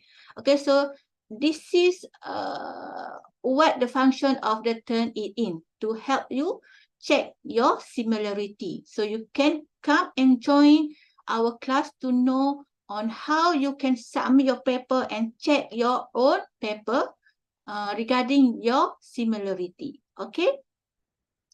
And we also have a styling and formatting with Microsoft Word. Okay, actually, you can say that, oh, only Microsoft Word, but in the Microsoft Word, actually, there are some format or some style that you can use in one format. So you don't have to repeatedly do the same things every time you want to go to the next chapter and the next chapter. Okay, we will guide you on how you can use that style and format. Okay, so please join the class. And the last but not least, we have a scholarly publishing guide. Okay, as a postgraduate students, of course, you are aware that you need to publish your documents, your articles, in order for you to graduate. Okay, so you have to publish your paper in CIJ, right? So what is CIJ? How to search for the CIJ journals, and what is the methods or tips for you to publish your journals, your articles in the journal. So you can join this class, this module, Scholarly Publishing Guide. Okay, next. Okay, this is what I'm saying before. Information skill classes for new postgraduate students. Okay, actually, we are conducting these classes during last week, since last week. Okay, since last week, from Monday, 18th of March. But no worry, we organize this class in 2 weeks' time. So you still have 1 week to go. Okay, actually, during the 1 week, past 1 week, there are also some new students who actually attending the class. Okay, actually we already email to all of UPM students regarding this class. So if you are open your email, you will see this kind of information about the class. Okay, but no worry, for those who actually miss the class, you still have 1 week to go. Okay, next. Okay, so this is the schedule. Okay, so last week we have 5 days and with a 10 classes with the 5 modules. So we are having 4 days more. Okay, because we have a holiday on Thursday. So you still have 8 slot. Okay, 8 slots a day. We do it hybrid. Okay, online and also physical. Okay, you can register and you can choose any time or any modules that you are free. Okay, next. Okay, how to check to the timetable?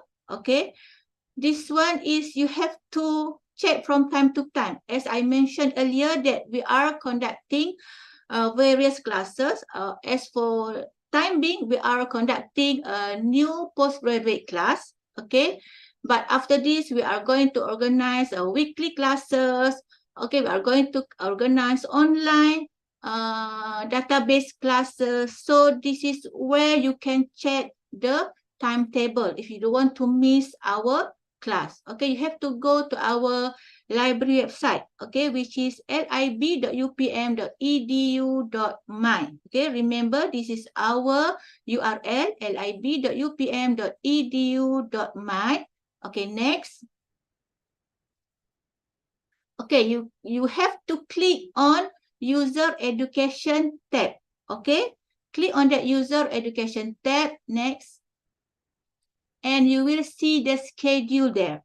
Okay, right now we are having only one class, which is class for new postgraduate student right now from 18 up to 29 of March. Okay, so for other classes, if there are 2 or 3 classes, we will put the schedule there. Okay, click on the information skill classes for postgraduate students. Okay, next.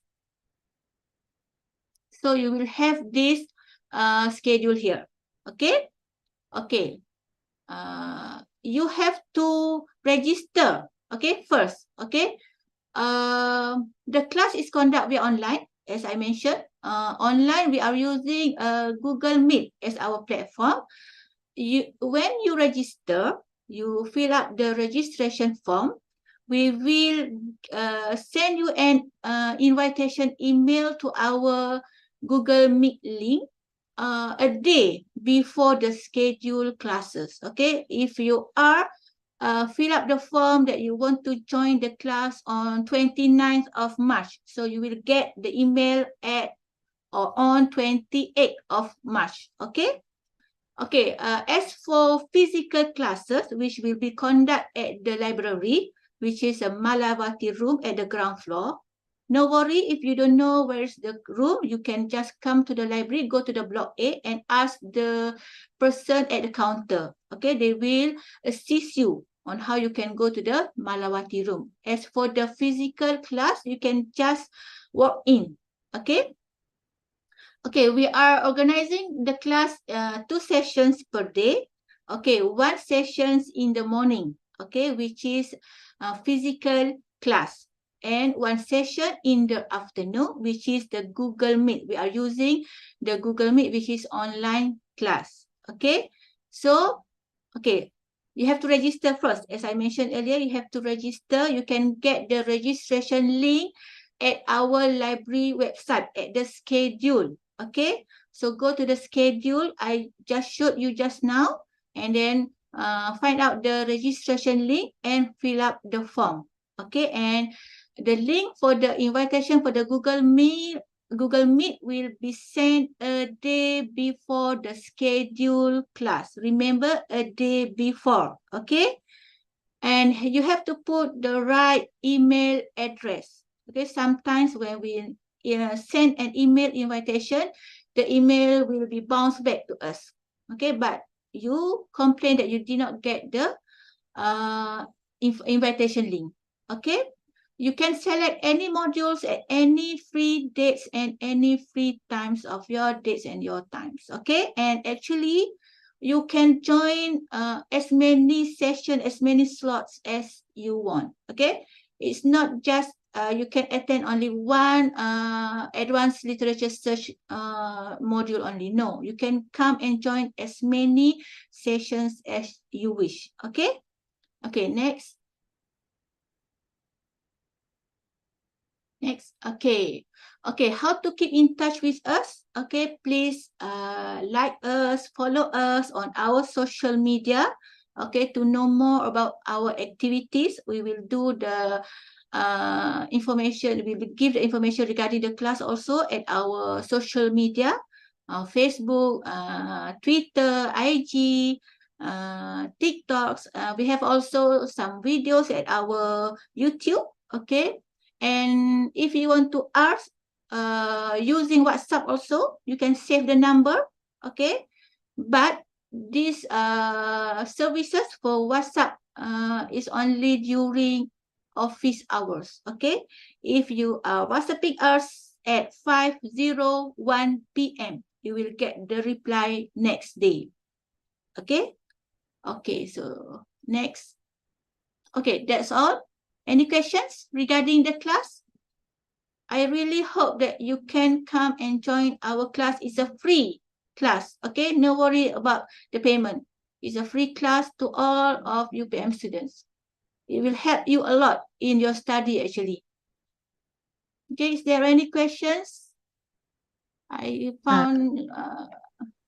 I think the chat box was filled with questions, Madam Azira. Then Yes, I think Madam Najat is answering the questions well. Okay, so if there's not any, I hope to see all of you in our library. Okay, next week and also and the next week. Okay, thank you all. Okay, over to you, Mr. Pavi. Thank you, Madam Azira. That was a very precise and in-depth kind of a sharing. So next we have the UPM Infocom Development Center, or we call it as IDEC, to share with us on the student ID system known as Putra VID in detail.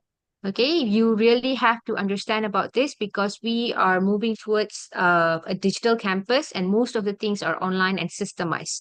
So for that, let's welcome Technologist Samsul Bahrain, the Information Technology Officer of IDEC. Please welcome. Okay, Pavi.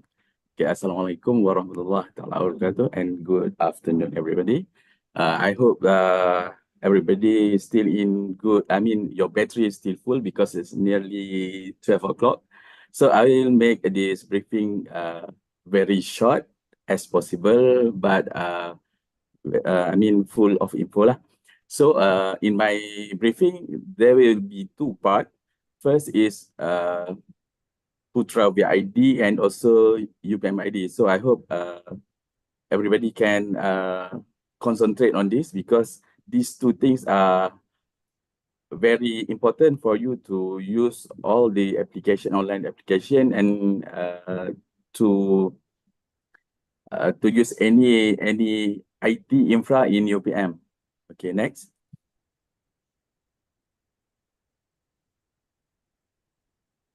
Okay, in my slide, I have 9 main items. The content of my slide for the first content is introduction, then download regarding the application and other features in Putra VID. Okay, next. Okay, Putra VID is the virtual identification card for UPM student or staff as to complement your physical ID. So in this card, it contains student information like name, student, metric number, and staff number. Okay, so you can use this virtual ID for having services in library, pusat kesihatan, and then you may use this card also as the access pass in library And then after this, you will use this application for using the UPM parking system. Okay, next. Okay, for implementing Putra ID, these are the process you have to follow. And then the two last process is the main process for your UPM ID and Putra ID process. So in this process, the first process is when you are offered as student or staff in UPM, then during this process, your information will be saved in the system. So when you registered as student or staff, you will be listed as active student or active staff. Then the third process can be proceed. So this third process is UPM ID activation. Okay, this is the main passport for you to use the online application in UPM, because UPM ID is your digital identity. But the Putra ID is the identity card. So you have to differentiate these two things. So okay, during UPM ID activation, you have to follow few process, but I will not explain the process here. The secretariat will share the manual how to activate UPM ID with you. Okay, I think Aslinda is post on the chat channel. So you can follow the process because we have make it step by step so that you can activate your UPM ID, and then after that you can use all the application or including Putra ID. Okay, next slide. Okay, this is the link for UPM ID activation, and then the manual you can follow from the handout given. Okay, next. Okay, for using Putra ID, our mobile application for UPM virtual identification, you can download from this channel from mobile.upm.edu.my or Google Play, or you also can use directly from accessing official Putra ID website from the link putravid.upm.edu.my. Okay, for iOS user, you have to download the installer from mobile.upm.edu.my because this application is not accepted to be put in web store, the Apple Store, because Putra ID is just meant for UPM, not for public. That's why we are not allowed to place Putra ID on the Apple Store. Okay, next. Okay, this is the features of Putra ID, your virtual ID. So it is similar as your physical card. When you're using this Putra ID, there are features that you can use the Putra ID for login to any web application using the QR code or directly from your phone. And okay, on the right side, on the left side is how you can view your VID from web. And then on the right image is the interface of your Putra ID in your mobile phone. Okay, this is only applicable after you activate your UPM ID. Then you can, after that, you can install Putra ID. So I hope you can differentiate what is UPM ID and then what is Putra ID. Okay, if you have any question, you can put your question on the chat channel. Okay, next. Okay, in Putra ID apps, the first menu is UPM ID login. So here you can scan your, you can use your QR code to access any of UPM web application which have the QR code sign in the main page. Okay, so you can scan the QR code using your phone, then automatically you can access the web application. Next. Okay. ICOM is the application that being developed by IDEC so that it can support to record attendance to program that was organized by faculty, college, or any entity in UPM. So the user just scan the QR code for that event, then automatically the system will record your attendance.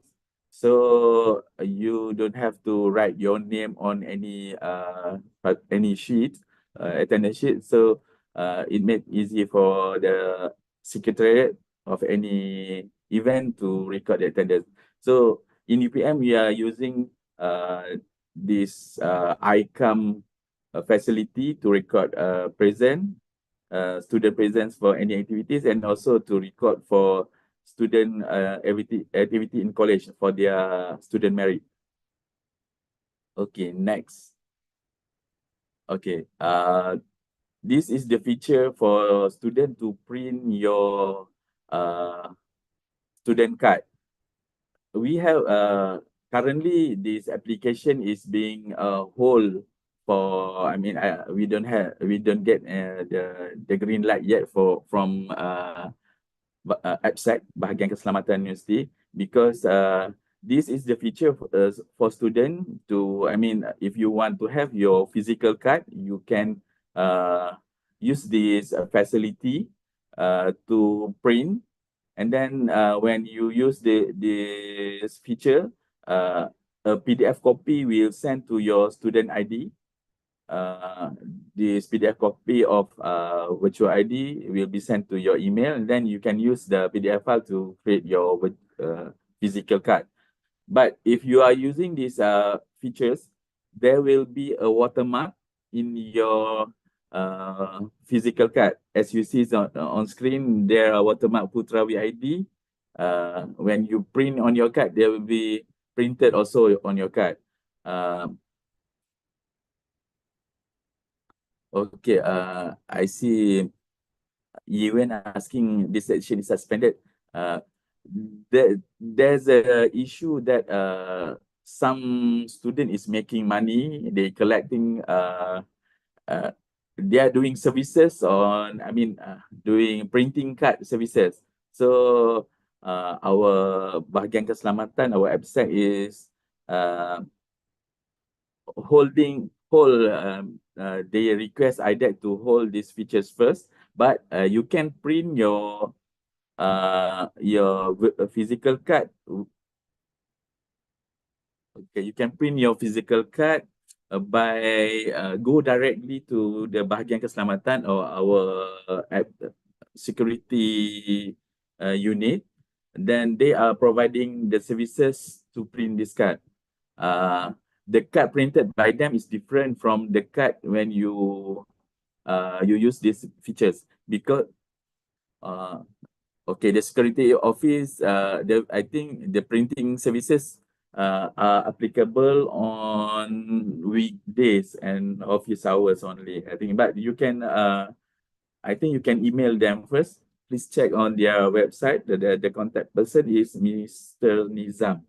Okay. As I mentioned earlier, when you print this student card by your own, and the difference between the card printed by Bahagian Keselamatan is the card printed by Bahagian Keselamatan is having the some features in the card that we have the MyFair card, MyFair. So this card is being used for access door that using the magnetic, I think the magnetic feature, so that you can touch using that card, for access door. So this access door facility is being used in some faculty, but if in library, you you doesn't have the my fair features, you can use the QR code to be scanned on library access door. So we are really sorry that for time being you cannot print by your own. You need to go to security office so that they will provide printing card printing services.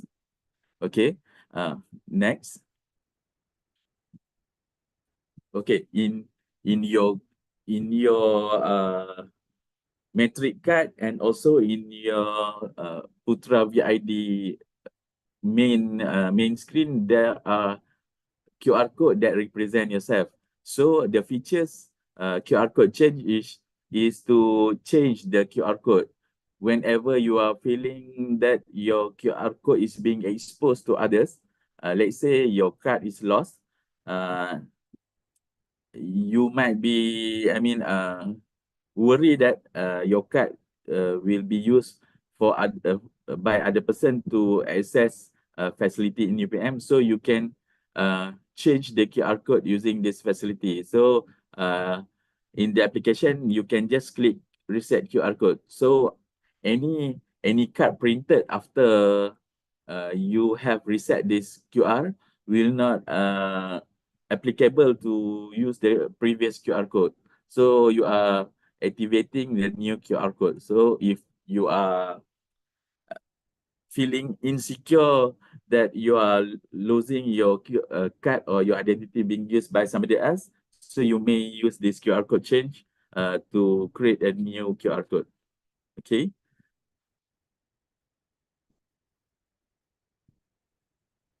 Oh, sorry, Shamala. Is security office mentioned they don't print the card? Okay. I will contact their PIC later. Okay, next. Okay, in this setting, in your application, we have 3 more setting features. So the first is to enable biometric, so that you can use your fingerprint or face ID, I think, to log in to Putra VID. And then there's another setting is to stay logged in. And then the third one is to enable biometric UPM ID QR login. So this is the feature that being installed with Putra VID. Okay, next.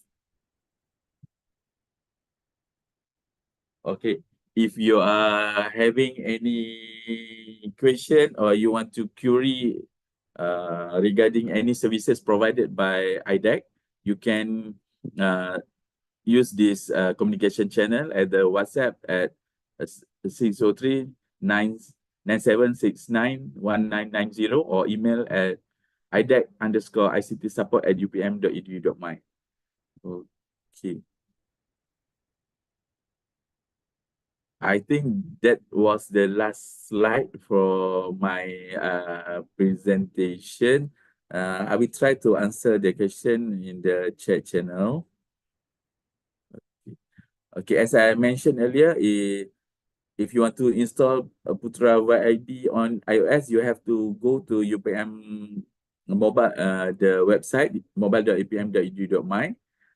Search under Putra VID section and follow the instruction, because you have to allow to trust UPM the device management.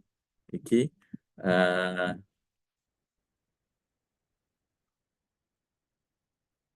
Okay. In the mobile apps, the print section doesn't work. We will try to get respond from bahagian keselamatan. either when will they allow student to print their own card, and we have to make sure that if they stop these features, they need to provide the printing services. Okay. Vijati, I have activated my UPM ID. My picture doesn't appear. Okay. You just wait for, we need to synchronize the system. Okay, I will check with my PIC, person in charge. Either the data, your picture is being synchronized with the system. Okay, don't worry. It may be not appear today, but inshallah by tomorrow, I think the Putra VID will updating your info.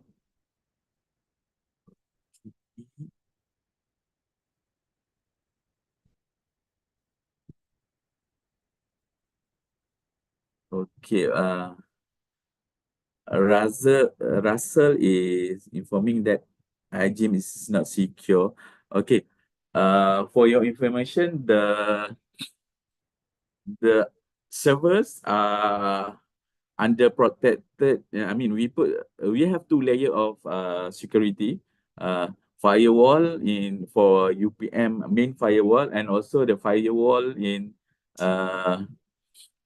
data center. You might see that iGym is not using HTTPS, but we are protecting all the packet from outside using our firewall.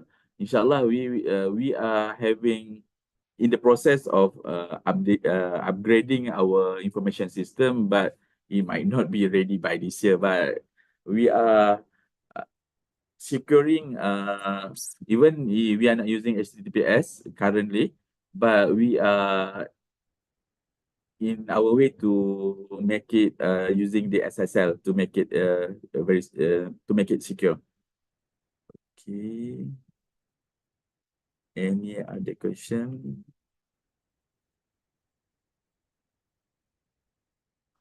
Okay. If we asking in what circumstances need to print Putra VID. Okay. If you have your Putra VID, as I mentioned earlier, it is a complement of physical card. So even you doesn't have your physical card, you can use Putra VID to show to either to use it as to represent yourself. It is the virtual card. So it is acceptable in UPM, in any service provider office. They can accept your Putra ID as to represent your ID card. Okay, I think that's all. Thank you for the question. Thank you for listening. Okay. Thank you so much, Technology Samsul, Mr. Samsul. I think for more information, maybe they can actually wait until the systems get stabilized the following week. Okay, since the registration period just ended very recently. Okay, next we have the Center for the Advancement of Language Competence, also known as CALC, UPM. For this, we have Mr. Nur Farid, Senior Assistant Registrar of CALC, accompanied by Dr. Azima with us today. So the floor is yours, Mr. Farid. Thank you very much, Cik Pavitra. Good afternoon to all. Thank you for staying with us at this point. I know it's been a long briefing. So for Center for the Advancement of Language Competence, we have two parts to our presentation. The first one will be Postgraduate Intensive English, which will be taken by the international students, international postgraduate students. And later on, Dr. Azima will touch upon the academic writing support unit, which is a service available to all students in UPM. Next slide, please. All right, I'll give you a brief introduction about PI. PI is Postgraduate Intensive English. It is offered by the Center for the Advancement of Language Competence. It is an alternative to be chosen by students who do not meet the university's English language requirement. before registering as a full-time postgraduate students in University Putra Malaysia.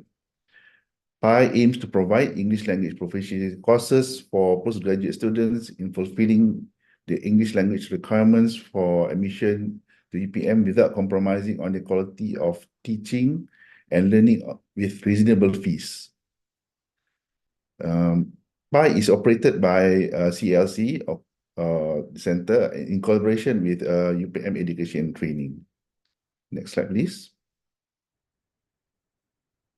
All right, these are the requirements for postgraduate intensive English 1 and 2. As you can see, for example, PI 1 is, I will mention the popular English test, like for example, IELTS. If you have a score of 5.0, you are eligible to take PI 1. And you have like 5.5, you are eligible to take PI 2. If you are taking PI 1, and then you will have to take PI 2 after you completed PI 1. Next slide, please. All right, these are details for PI 2. It will be conducted during for duration of 15 weeks, which is 14 weeks of classes and 1 week of final examination. The fees is Ringgit Malaysia 2640. This does not include textbook and sales and service tax of 6%. And payment should be made to the UPM Education and Training Sdn Bhd. The teaching mode for this semester will be mixed mode, meaning that we have face-to-face classes and also online classes as well. Next slide, please. So these are the list of PI 2 courses. We have PI 2410, PI 2411, 2412, and 2413 for the total credit hours of 12. So you have to take these 4 courses for PI 2. Next slide, please. So this is the class schedule for PI 2. For PI 2, our classes will be on Thursday, Friday, and Saturday. I don't think they have Sunday classes anymore, but the time we have fixed so that it will not clash with your faculty courses.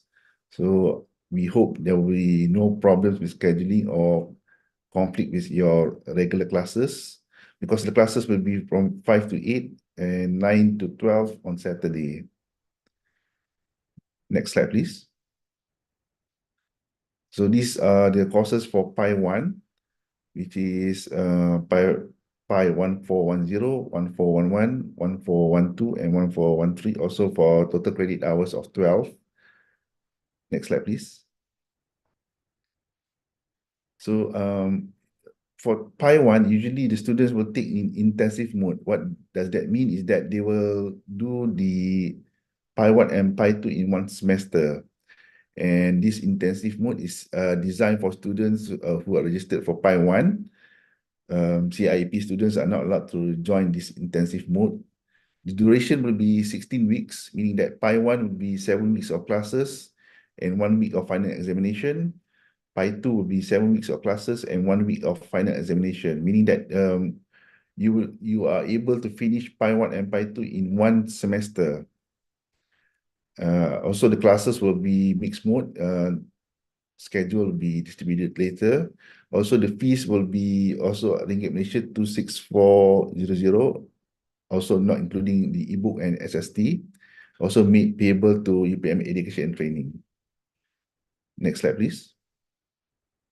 So what is the difference between PI 1 and intensive and PI 1 and 2 regular? So for PI 1 and PI 2 intensive, register PI 1 and PI 2 in one semester. So it will be like about 16 weeks. Students under this category are not allowed to register for any other academic courses apart from the English course. So this is to give advantage to the students to finish their English courses in one semester and then focus on your postgraduate studies. So what this entails is that in your first semester, you are given provisional admission. And by second semester, because you have finished PI 1 and PI 2, you will be given the full admission. Whereas the regular mode of PI 1 and PI 2, you register the PI courses in 2 consecutive semesters, and it mainly follows the UPM academic calendar. For Pi 1, in the regular mode, you are not allowed to register with any other courses, but for Pi 2, you are able to register your Pi courses with your faculty courses. So if you're following the regular mode, your first semester will be a provisional status. Second semester will be also provisional, but by the time you enter your third semester, you will be given full admission, provided that you pass the Pi, of course. Next slide, please. So this is the flowchart for the registration for Pi courses. So students receive their letter, then register with Putra Enroll, where you will get your matric number, then you fill up the pre-registration form, make the payment, then SGS will register the courses for you. Then you will join the class as usual and take all the test assignments. And if you pass the Pi, your status will be updated to full admission. Next slide, please. So this is the checklist for registration of Pi. So you need your copy of English certificate. You need to register to the Google form, provide the proof of payment, and also a copy of a passport. Next slide, please. So these are some important notice for Pi. Students are required to complete and pass the Pi in the first semester. However, if they fail a course, they will be given another semester to repeat and pass the course. Students are also required to pay additional fees of Ringgit Malaysia 220 per credit for course repeat. If any students fails the course after the second attempt, the provisional admission will be withdrawn. Next slide, please. So if you have any inquiries about PIE, so this is the email address that you can contact us, calc.pi@upm.edu.my. For the payment and ebook, you contact Miss Mimi at the following email address. All right, next slide, please. All right, that is more or less about Pi. Now I will pass the session over to Dr. Azima, who will talk about the academic writing support unit at CALC. If you please, Dr. Azima. All right, Assalamualaikum and a very good it's already afternoon. All right, so I hope everyone is well and ready to hear this briefing. Okay, so I'm here to promote the service that we have in CALC. All right, so we do have service tutoring service that helps students to with their writing process. But the kind of help that we give is not like editing or proofreading. Okay, it's more like we're giving constructive feedback on the strategies and ways to improve your writing process. All right, can I have the next slide, please? All right, so our main services are basically to give free tutoring to all UPM students working on academic writing. And what we mean by academic writing is any forms of academic writing that you're working on. Okay, it could be your assignments, it could also be your dissertation, it could also be your thesis. All right, and at any stage, you can come to us for tutoring or for consultation at any stage of your writing process. All right, so the tutoring sessions focus on giving feedback. I need to emphasize on this because to show you the difference between our service and the kind of service that you would get from editing and proofreading services. Okay, so we are going to give you feedback. We are going to guide you on how to improve your writing. Okay, your writing skill. All right, so the tutoring is conducted via two modes: synchronous and asynchronous. Okay, what does it mean by synchronous tutoring? Okay, it means that you can meet the tutors face to face. Okay, and even so, we also provide you options whether you can meet the tutors face to face physically. All right, where you can come to CALC and we have a special room that we have designed specifically for this purpose. Or another way is for you to book an appointment with our tutors to meet face-to-face online, all right? Such as what we are having now. Okay, alternatively, if these two are not viable for you, right, you can also send us an email to calc_writing@upm.edu.my, all right, where you will get offline feedback. That means you send us the draft of your work, indicate your desire, the areas that you desire for us to help, and then we are going to write back to you, okay, with our comments and feedback, right? So I think most importantly, now you would like to know how you can make a book an appointment with us. All right, next slide. Next slide. Okay. All right. So for the this one is basically the explanation that I've just mentioned earlier. So if you have asynchronous appointments, the feedback, the consultation is going to be in real time. All right. But prior to giving you the feedback, we need a draft of paper or assignment or the writing task that you're working on and you need help with.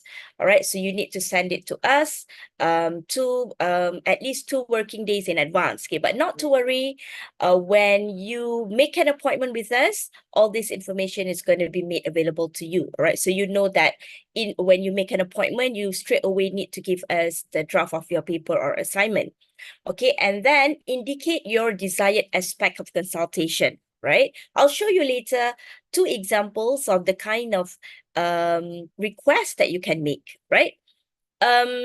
During the meeting, the tutor provides feedback and students can ask questions. It should also encourage a discussion between students and tutors. Okay, personally, as a tutor myself, I would prefer this kind of tutoring because it encourages discussion.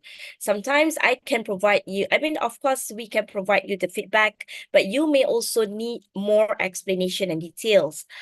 So meeting the tutors face to face allows you to have this kind of discussion. Okay, asynchronous appointments, on the other hand, works sort of like one way.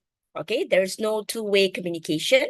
So you send us the draft of your the writing task that you're working on, and then you also indicate your desired aspect of consultation, and then you will receive a written feedback from a writing tutor within 2 business days. Okay, all right. So because I saw a message from in the chat box earlier asking whether this is a free service. Yes, this is a free tutoring service that we offer to all UPM students, particularly to postgraduates, right? Okay, can I have the next slide, please? All right, so here are the 2 examples of requests I've mentioned earlier. So we have the first one. Let's look at the example 1. All right, so example 1, this student, for your information, these are the kind of requests made by students or our clients in the past. All right, so the first student wanted to receive help in terms of paragraph structure, organization of ideas, coherence, syntax, and grammar. Okay, so as you can see here from example 1, your request may not just focus on one aspect of writing. So it can, but I think one thing we need to be clear is that we give you help in terms of language. All right, so I mean all the writing skills, okay, particularly to improve your writing skills. All right, the sample, the request of example 2 is that, say, my examiners commented to improve literature review write-up by discussing the literature instead of reporting. I hope it can help me to improve my literature review writing. All right, so we also give this kind of advice, all right, on how to make your literature review write-up not just merely a report of various studies, but also to make it, to connect them, to also make it more critical. Okay, all right. Next slide, please. All right, so here I'm just explaining the role of our writing tutors. So the writing tutors guide students throughout various stages of the writing process, or in a simpler word, whatever requests that come to us, the request that you have, okay, for the desired area of writing skill that you would like to improve, the writing tutors are going to help you. All right. So, but they do not edit or write for the students. Okay. So again, I would like to emphasize that we are different from services that you can get from editing or proofreading services. Okay. All right. Next slide. Okay, so here are our writing tutors, myself, Azima, and then we have Miss Nurul Faiza, we have Mr. Uthman Abdul Karim, and then we also have Miss Nur Sheila. So all of us are going to help you to improve your writing skills. All right. And I think that's basically it. Okay, so I can see the questions asking how to get access to this service. All right, so you can go to CALP's website. All right, you can go to CALP website, and then there is a digital banner with a QR code that you can scan. So you can scan there and book an appointment with us. Okay. All right. May I know, is this service available for all programs? Yes, it is available for all programs of studies. Okay. Then I have another question. At what stage do we usually get more benefits?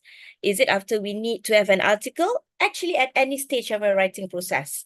It also includes, if let's say you are working on an assignment, it may not necessarily just related to your publishing an article or related to your dissertation or thesis, even as simple as at the initial stage of your writing, like you're just unsure on how to go about it. So that is also where we can come in and help you. All right.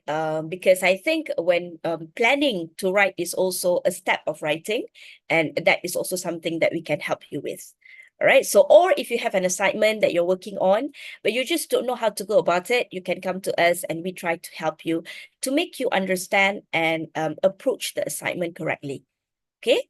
All right. So do we have any other questions? Okay. Okay, can you repeat again the place where we can get the services? It's at a Center for the Center for the Advancement of Language Competence, CALC. Our building is located next to the Faculty of Modern Languages and Communication. All right, so that is if you want to come to us and meet us physically. Otherwise, we can also book an appointment and meet us online. All right. So basically, if you know where Faculty of Modern Languages and Communication is, our building is just right next to it. Okay. Okay. All right. Synchronous appointments. I guess this one I have explained earlier.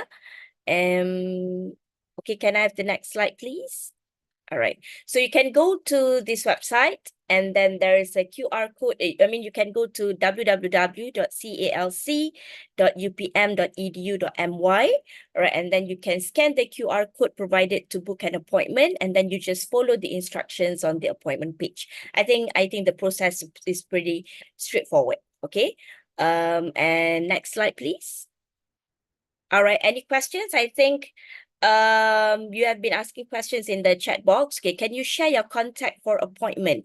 You can go to our website to get the appointment. All right, so go to www.calc.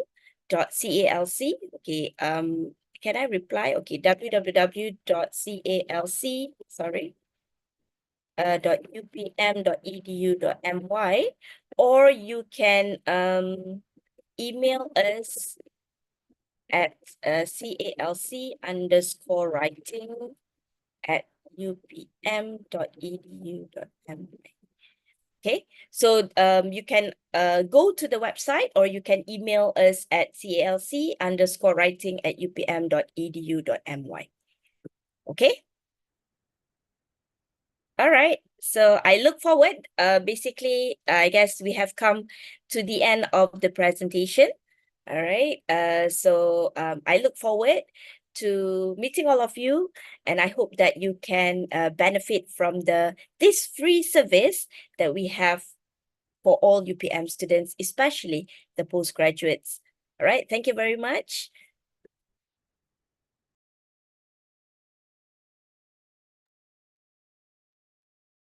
Thank you Oh, very okay. much, Dr. Azima. Sorry. Yeah, sorry, Pavi. I think there's one more All right. question. Thank you very much, Mr. Farid and Dr. Azima, for your Yeah. sharing. So, moving on next, is the fact that your health, your safety matters as much as your academic when it comes to living in campus or anywhere around the campus. All right. Therefore, let us have Assistant Superintendent Ibrahim Hassan of the UPM Auxiliary Police and Security Center to brief you on the enforced rules and regulations within the campus. So, Tuan? Hi, can hear my voice? Okay. So first, let me introduce myself. My name is Ibrahim Hassan from Center for Auxiliary Police and Security Center UPM. So today I'm going to brief all of you about our security policy and also about service that we give to the students. Okay, next.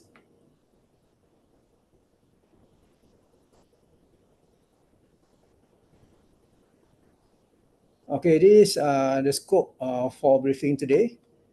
First, we see about the policy and regulation, and then about how to register your car or your vehicle to use in UPM. Then I will tell you the place that the student can park their car or their motorcycle, and a few things about for safety of your personal belongings. And I will share to you about the important number that you have to know when you have emergency or something you want me to help our office to help you during your stay in UPM. Okay, next. Okay, next. For security policy, first is about the student card. Okay, since I think about 5 to 6 years ago, UPM didn't bring the for student card anymore. We have the Putra VID. I mean the physical card. UPM for student we don't have the physical card. All student automatically get their Putra VID or virtual card. The function of this Putra VID is to replace the physical card, and student can use the Putra VID everywhere in UPM. So no need to print card anymore except for a few program like a doctor program which they need the physical card to enter the hospital. Okay, next. Okay, the second policy is about to keep the vehicle inside campus. Okay, the first thing is if you want to bring or keep your vehicle inside UPM campus, first you must have approval from our office. Then when you get approval, you must show your sticker. You must show the approval, the sticker in front of your car or your motorcycle. Okay, next. Okay, for sticker,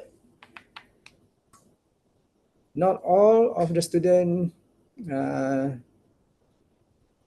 all student need to apply for the sticker. We only allow this category of sticker for car sticker, and we only allow master or PhD student or the final year students. If you are not final year student but you are doing a practical or doing your final year project, then you can apply, but you have to give the proof that you are doing the practical or your final year project. All students that stay outside of campus can apply for the sticker. Then student who hold a position in the Student Representation Council, or we call here MPP, or student for Graduate Supreme Council or College Supreme Council,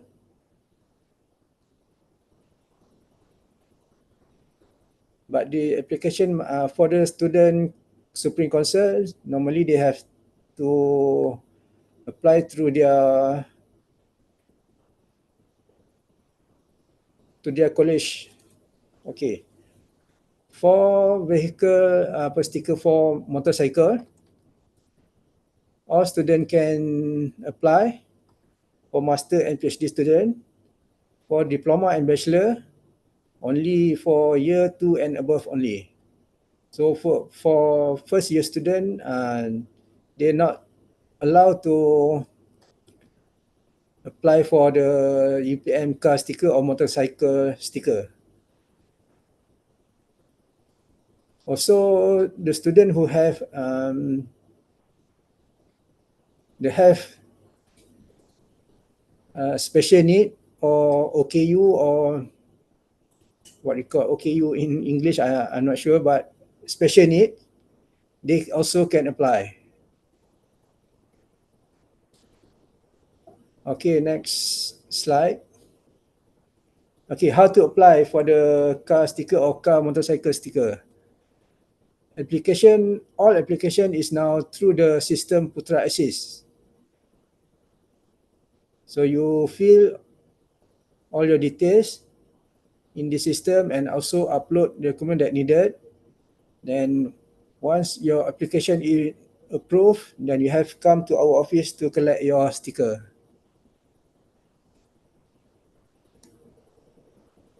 Okay, next. Okay, this is the authority of us to give the student to someone for traffic offense. Okay, next.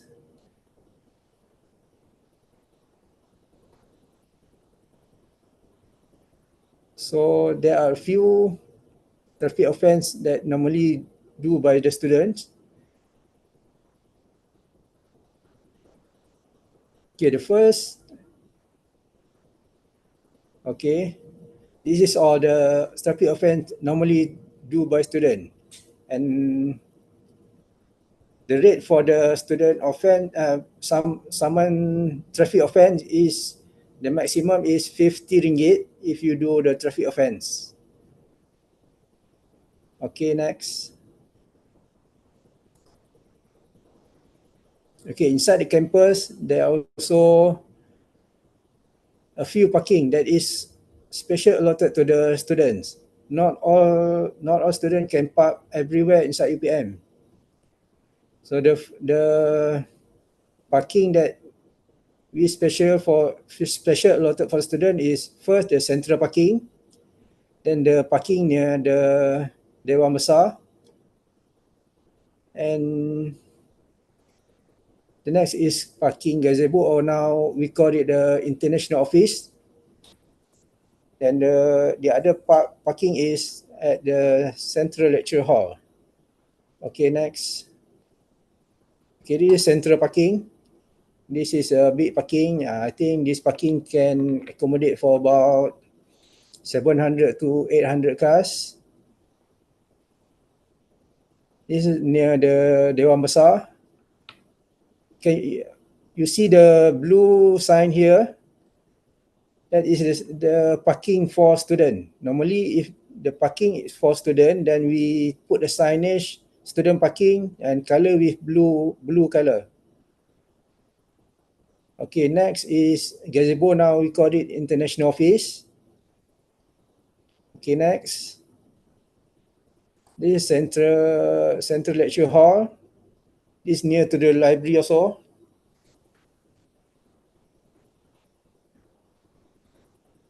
Okay, this is about the personal safety of your personal belongings.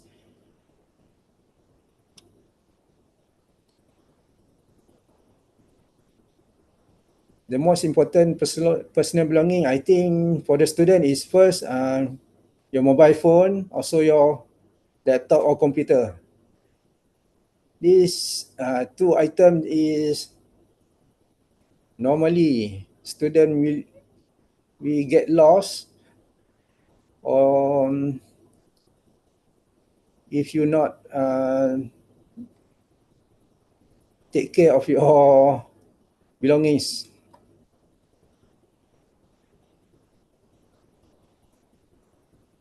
So please keep all your personal belongings and important documents in a safe place with you, especially your mobile phone and your computer or laptop.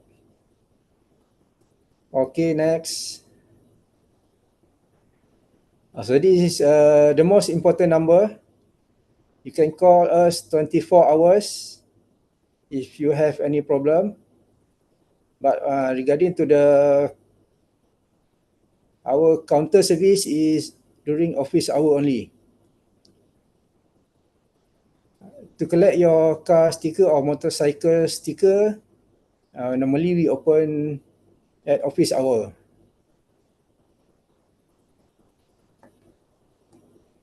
So please keep this 24 hours number.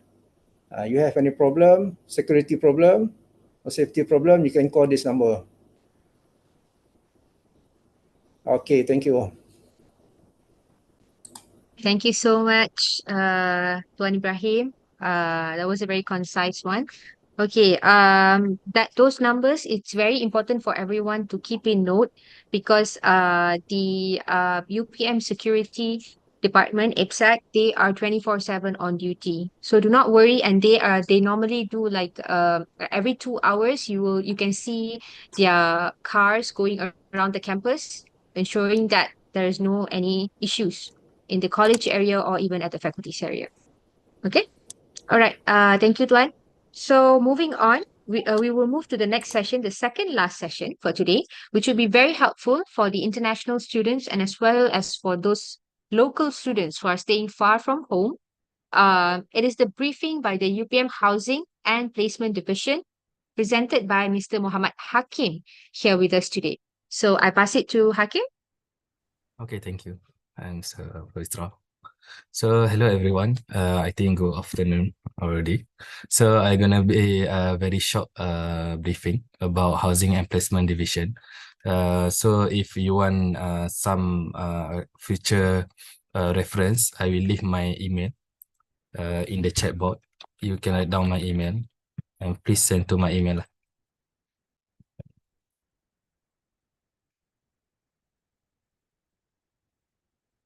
Wait,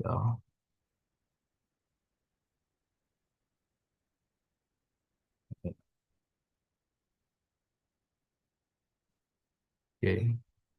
So before I start, I will upload some option lah for the housing that was under our list, secure list for the safe and very good lah.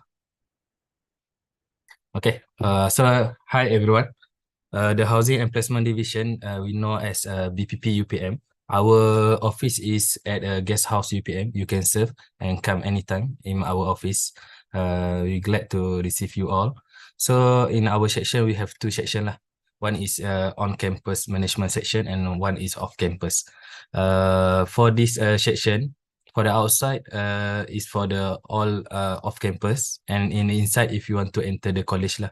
But both you can contact me. I will arrange for the accommodation lah. Okay, next.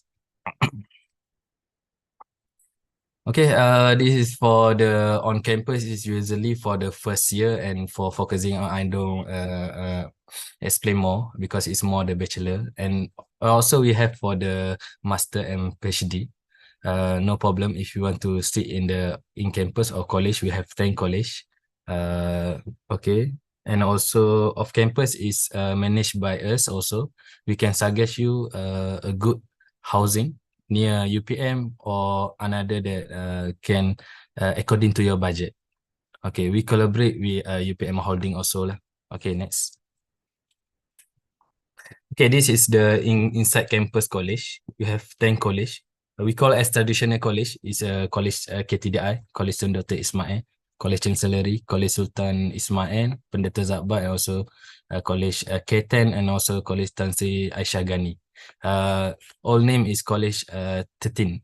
For Serumpun is College 12 and 14. For the postgraduate and master, this I will for both for Serumpun, college have a single room lah. For another have a double person lah. Okay, for the college Tan Sri Mustafa Babji actually is for medical. However, currently right now the college cannot accept for the postgraduate lah. So we will suggest on Serumpun or outside campus. So College Sirajang is KSAR at Bintulu. Usually this college is no problem because it's a lot of capacity for the student lah. Okay, next.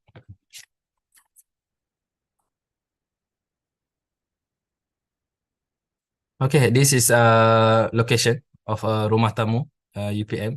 So Rumah Tamu UPM have considered we can offer you 2 block. We have male and female student separately. This one is we have one is apartment. Male block have 3 room for 5 student, and female block have 4 room for 7 student. It include free Wi-Fi, laundry, kitchens, you can cook, and also parking facility lah. And also in this apartment we have air conditioner and also water heater lah for the guest house. But the house is very limited. First come first serve lah. Okay, next. This is a studio house. It's very cheap for 85 ringgit per day only lah. Usually this is a short term, or you can rent for 1 month, 2,550.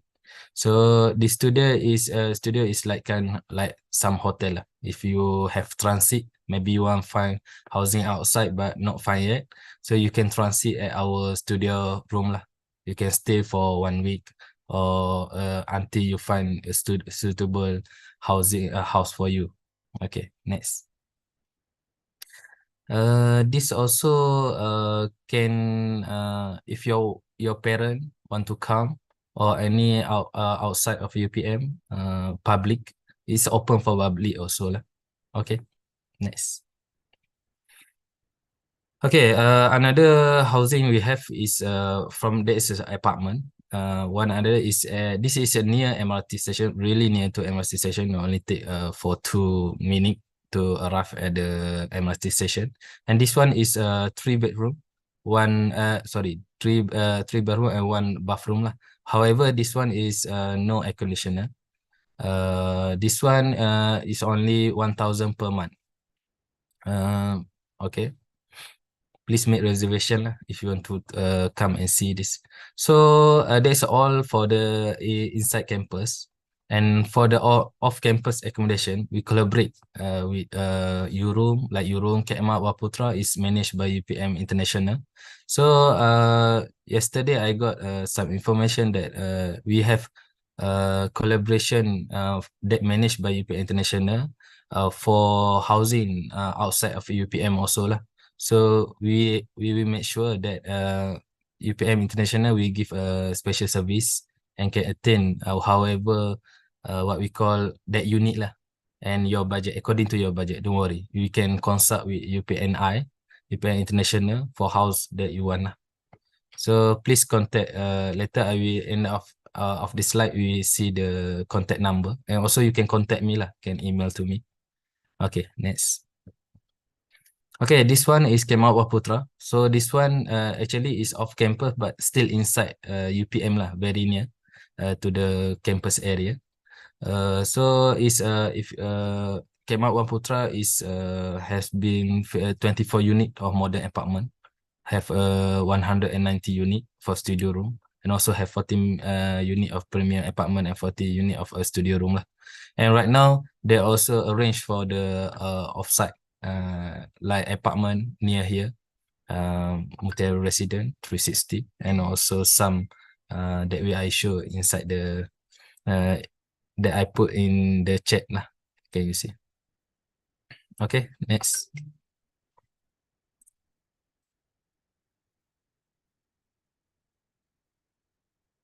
Okay, this is Kemal Waputra. The price is according to the website, so I show to you. But if you want to get for more information, you can contact the WhatsApp number, and they can also suggest a few near the UPM lah. It's very convenient and very safe because it's under our supervision. Okay. For the question where are we going to inform about the CESA application for on-campus accommodation, actually, I already announced for the first applications for last 2 weeks for the that can inside the campus. However, if you are missed, you can email to me again, and then I will arrange for you. Okay, next. Okay, this is your room. Basically, you can open the website. Your room is one that actually is not attached with us. However, is one of agent that give some offer. However, it's different lah. You're not under UPM also lah. But you can serve them. There very a lot of housing area also lah. Okay, next. Yeah, you can go to the website of your room. You can find that suitable to you. Also, we have a lot of recommendation lah. Okay, next. Okay, next. Okay, that's all for me. Actually, if you want, you can contact me at BPP also, and also my personal email. Anytime, I will give you the information. And if you want to email me, please email me also your budget range, so I can suggest a suitable accommodation for you all lah. But don't worry, we will attend all your needs because we want to give a best living experience that you have in UPM for all your study experience lah. Okay, there is your room number and also Kemat Wan Putra resident. Please contact Kemat Wan Putra resident also because right now they have a lot of offer to give to you all lah. So please don't hesitate to call. That's all for me. A very short. Okay, thank you so much. If any question, I will answer for 1 or 2 minutes. Hakim, the questions are in the chat box. Okay, Because, yeah. Okay, thank you for withdraw. Okay, for the information set on our application for on-campus accommodation, actually, I already give feedback for the email. However, if the one that I miss, you can email to me again. And then next week I also can give you the answer already lah, because we still have quota inside the campus lah.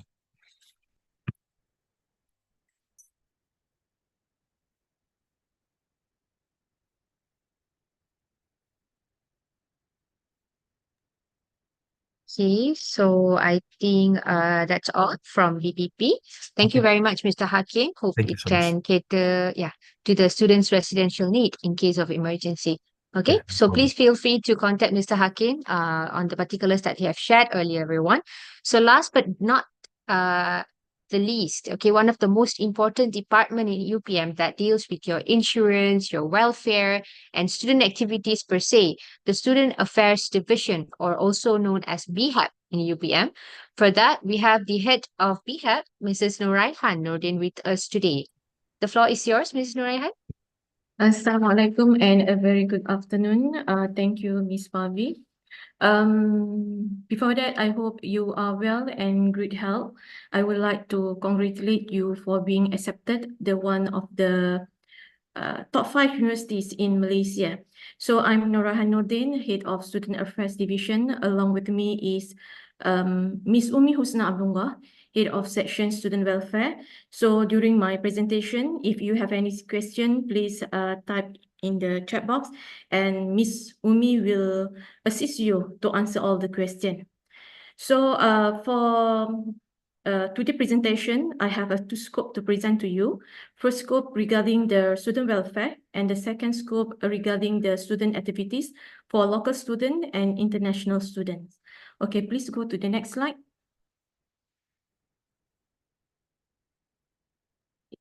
This is type of student welfare assistance for postgraduate and international student welfare fund. That is covered for international and also for the local student.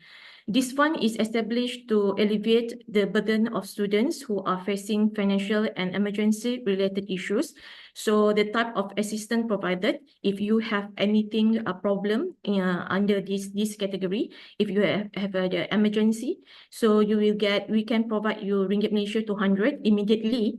So, and then we only can support you for tuition fees maximum 1,000 Ringgit Malaysia.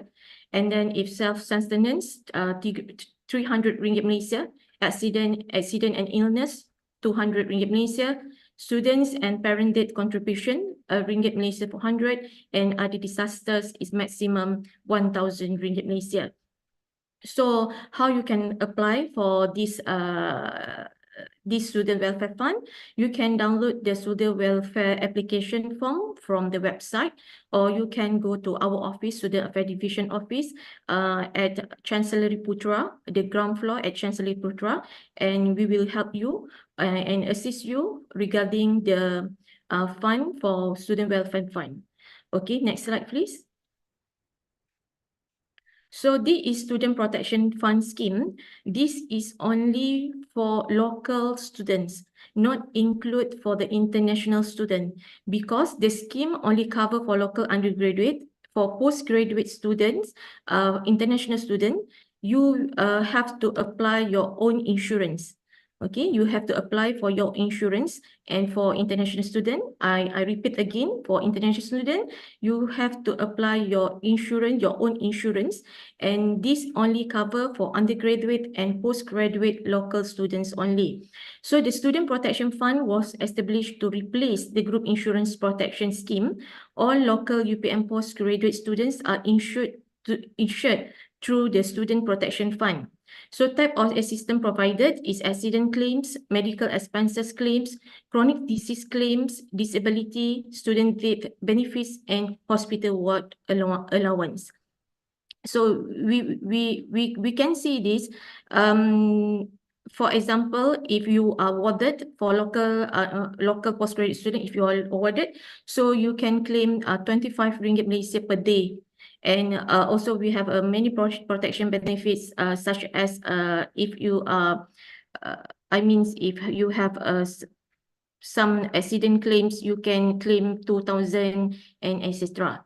So next slide, please. So this is about Prihatin Siswa Card. Okay, Prihatin Siswa Card is an initiative by the Ministry of Higher Education together with public university in Malaysia and RHB Bank to implement financial saving initiative, cashless campus, smart campus, student identity, and create a better financial ecosystem for students, university management, the National Higher Education Fund Corporation, which is PTPTN, and the Ministry of Higher Education, KPT. So in line with the implementation of Prihatin Siswa Card in all public university, all students, both local and international, are required to open an iPro RHB saving account at any RHB bank branch. So this is compulsory to both student, local and international, to apply the Prihatin Siswa Card. Okay, next slide.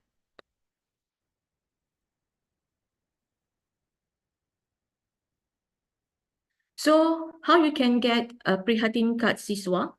Firstly, you have to open an iPro RHB saving accounts.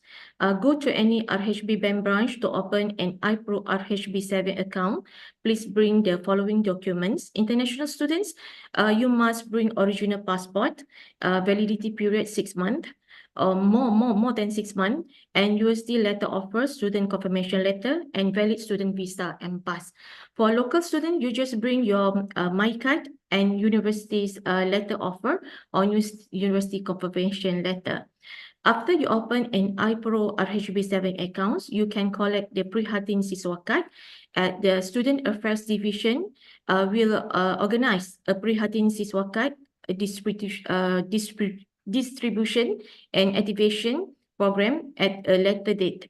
Announcement of the program will be made via students' email and through UPM Postgraduate Info Telegram group. So it's mean we can Student Affairs Division will set a date, and then we set the date, and we will distribute the Prihatin Siswa Card to all of you. And then you must activate the Prihatin Siswa Card. RHB Bank will open activation counters during Prihatin Siswa Card. And then students do not need to go RHB Bank to activate the card. So it is easy to all students. We will do in UPM. Okay, maybe Umi can answer all the questions inside the chat box. Okay, next slide, please. So this is a Prihatin Siswa card. Enjoy this exclusive benefit and privileges. Free simpanan iPro account by RHB Bank. No registration and annual fees throughout the period of study in UPM. Go cashless with Prihatin Siswa card. Prihatin Siswa card is a smart student metric card with integrated debit and e-wallet functions.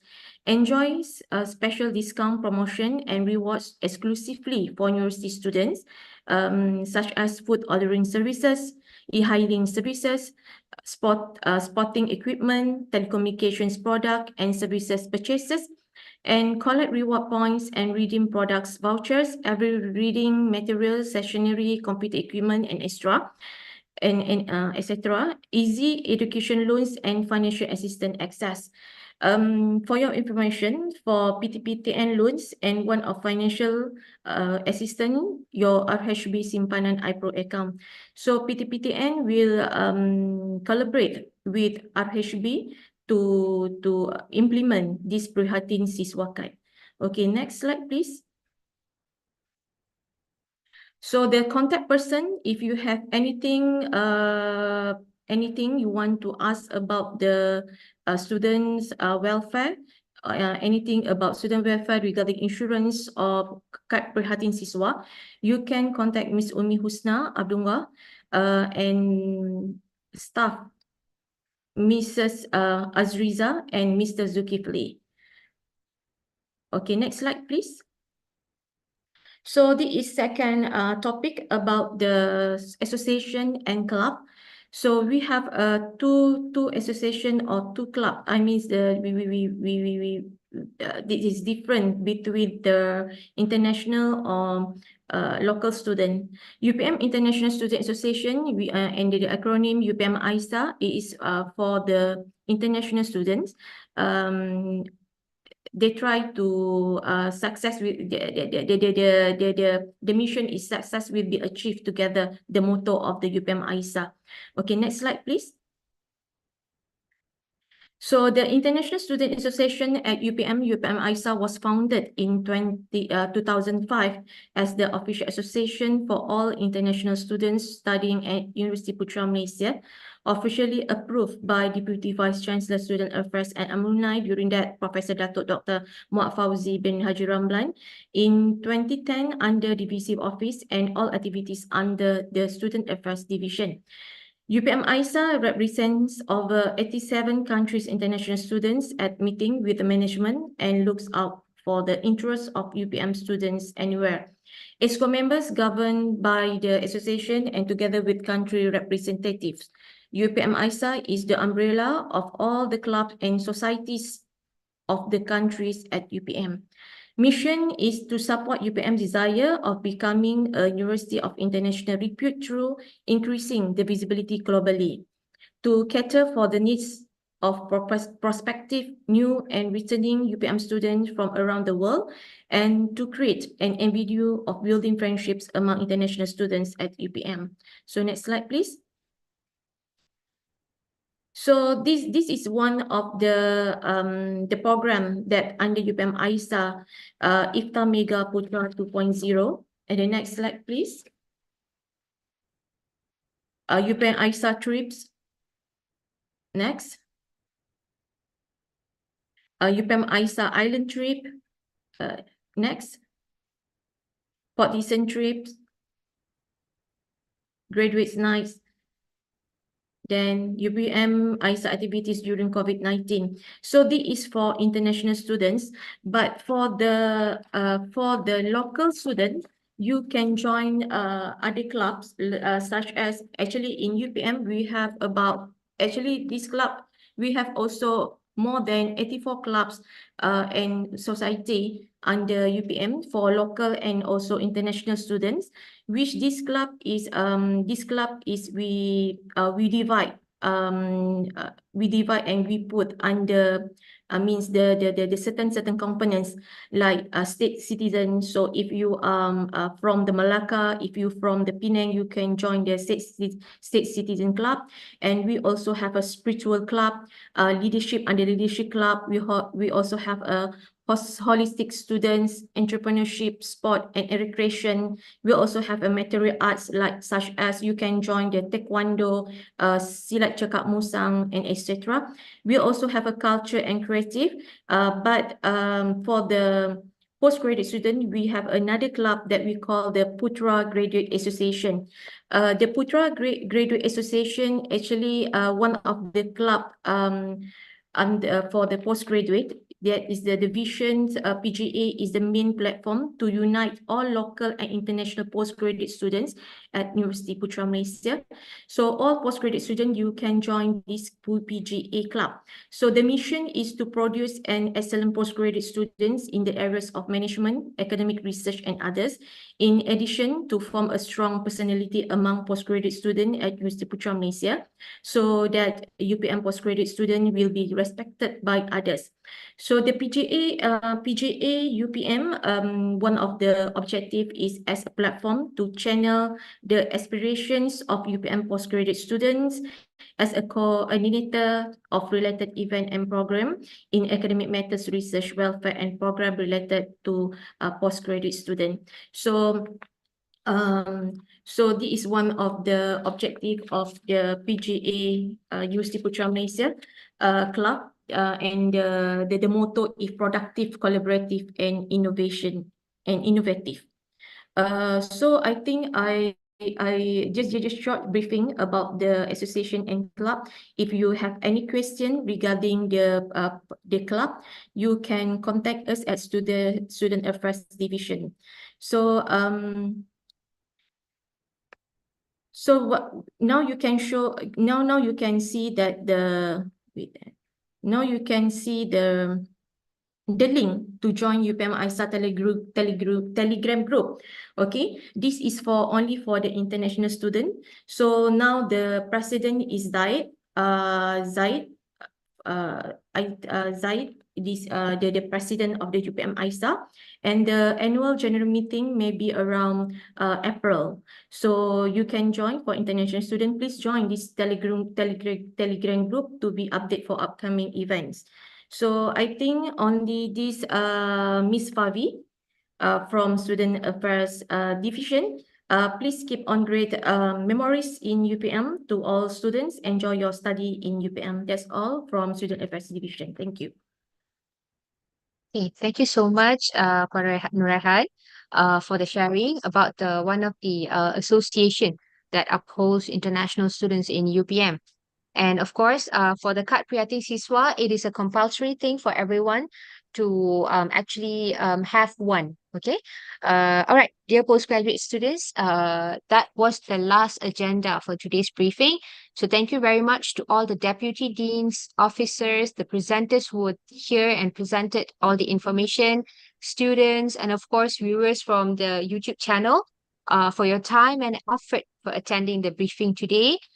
We hope it has at least helped you to understand the basic dynamics of your postgraduate candidature process here in UPM. So apart from that, for those who have yet to scan the QR code for your attendance, please do so because it is very important for us to know that you have attended and for us to share any of those slides that the presenters actually permit for us to share. We will actually extract your student email address according to your attendance. Okay. So on behalf of the Secretariat team, I would like to apologize if there were any technical glitches or inconvenience that were caused throughout the event. Thank you very much for everyone. And of course, all the very best for your journey in University Putra Malaysia. Okay.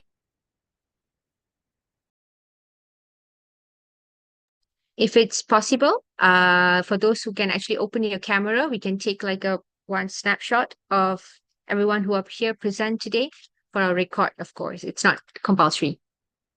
Okay. You can just switch on your cameras.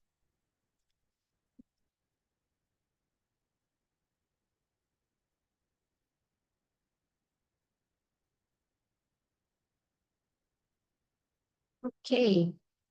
Thank you very much, everyone. So we will have Madam Mrs. Suaiba to actually help us to snip the picture. Miss Iba. Okay, one for the first page, yeah? 1, 2, 3. Okay, for page 2, we have some of our friends in page 2. Okay, yes, Miss Nurizati, your tudung is on point, don't worry. Okay, page 2, 1, 2, 3.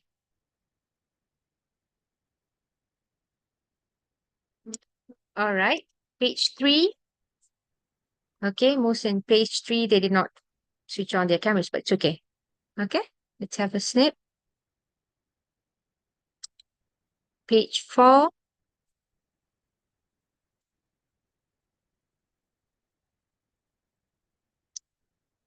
And onwards. Okay, so I think that is all for today. Thank you so much, everyone. Hope to see you all around in UPM. Thank you. Have a nice day.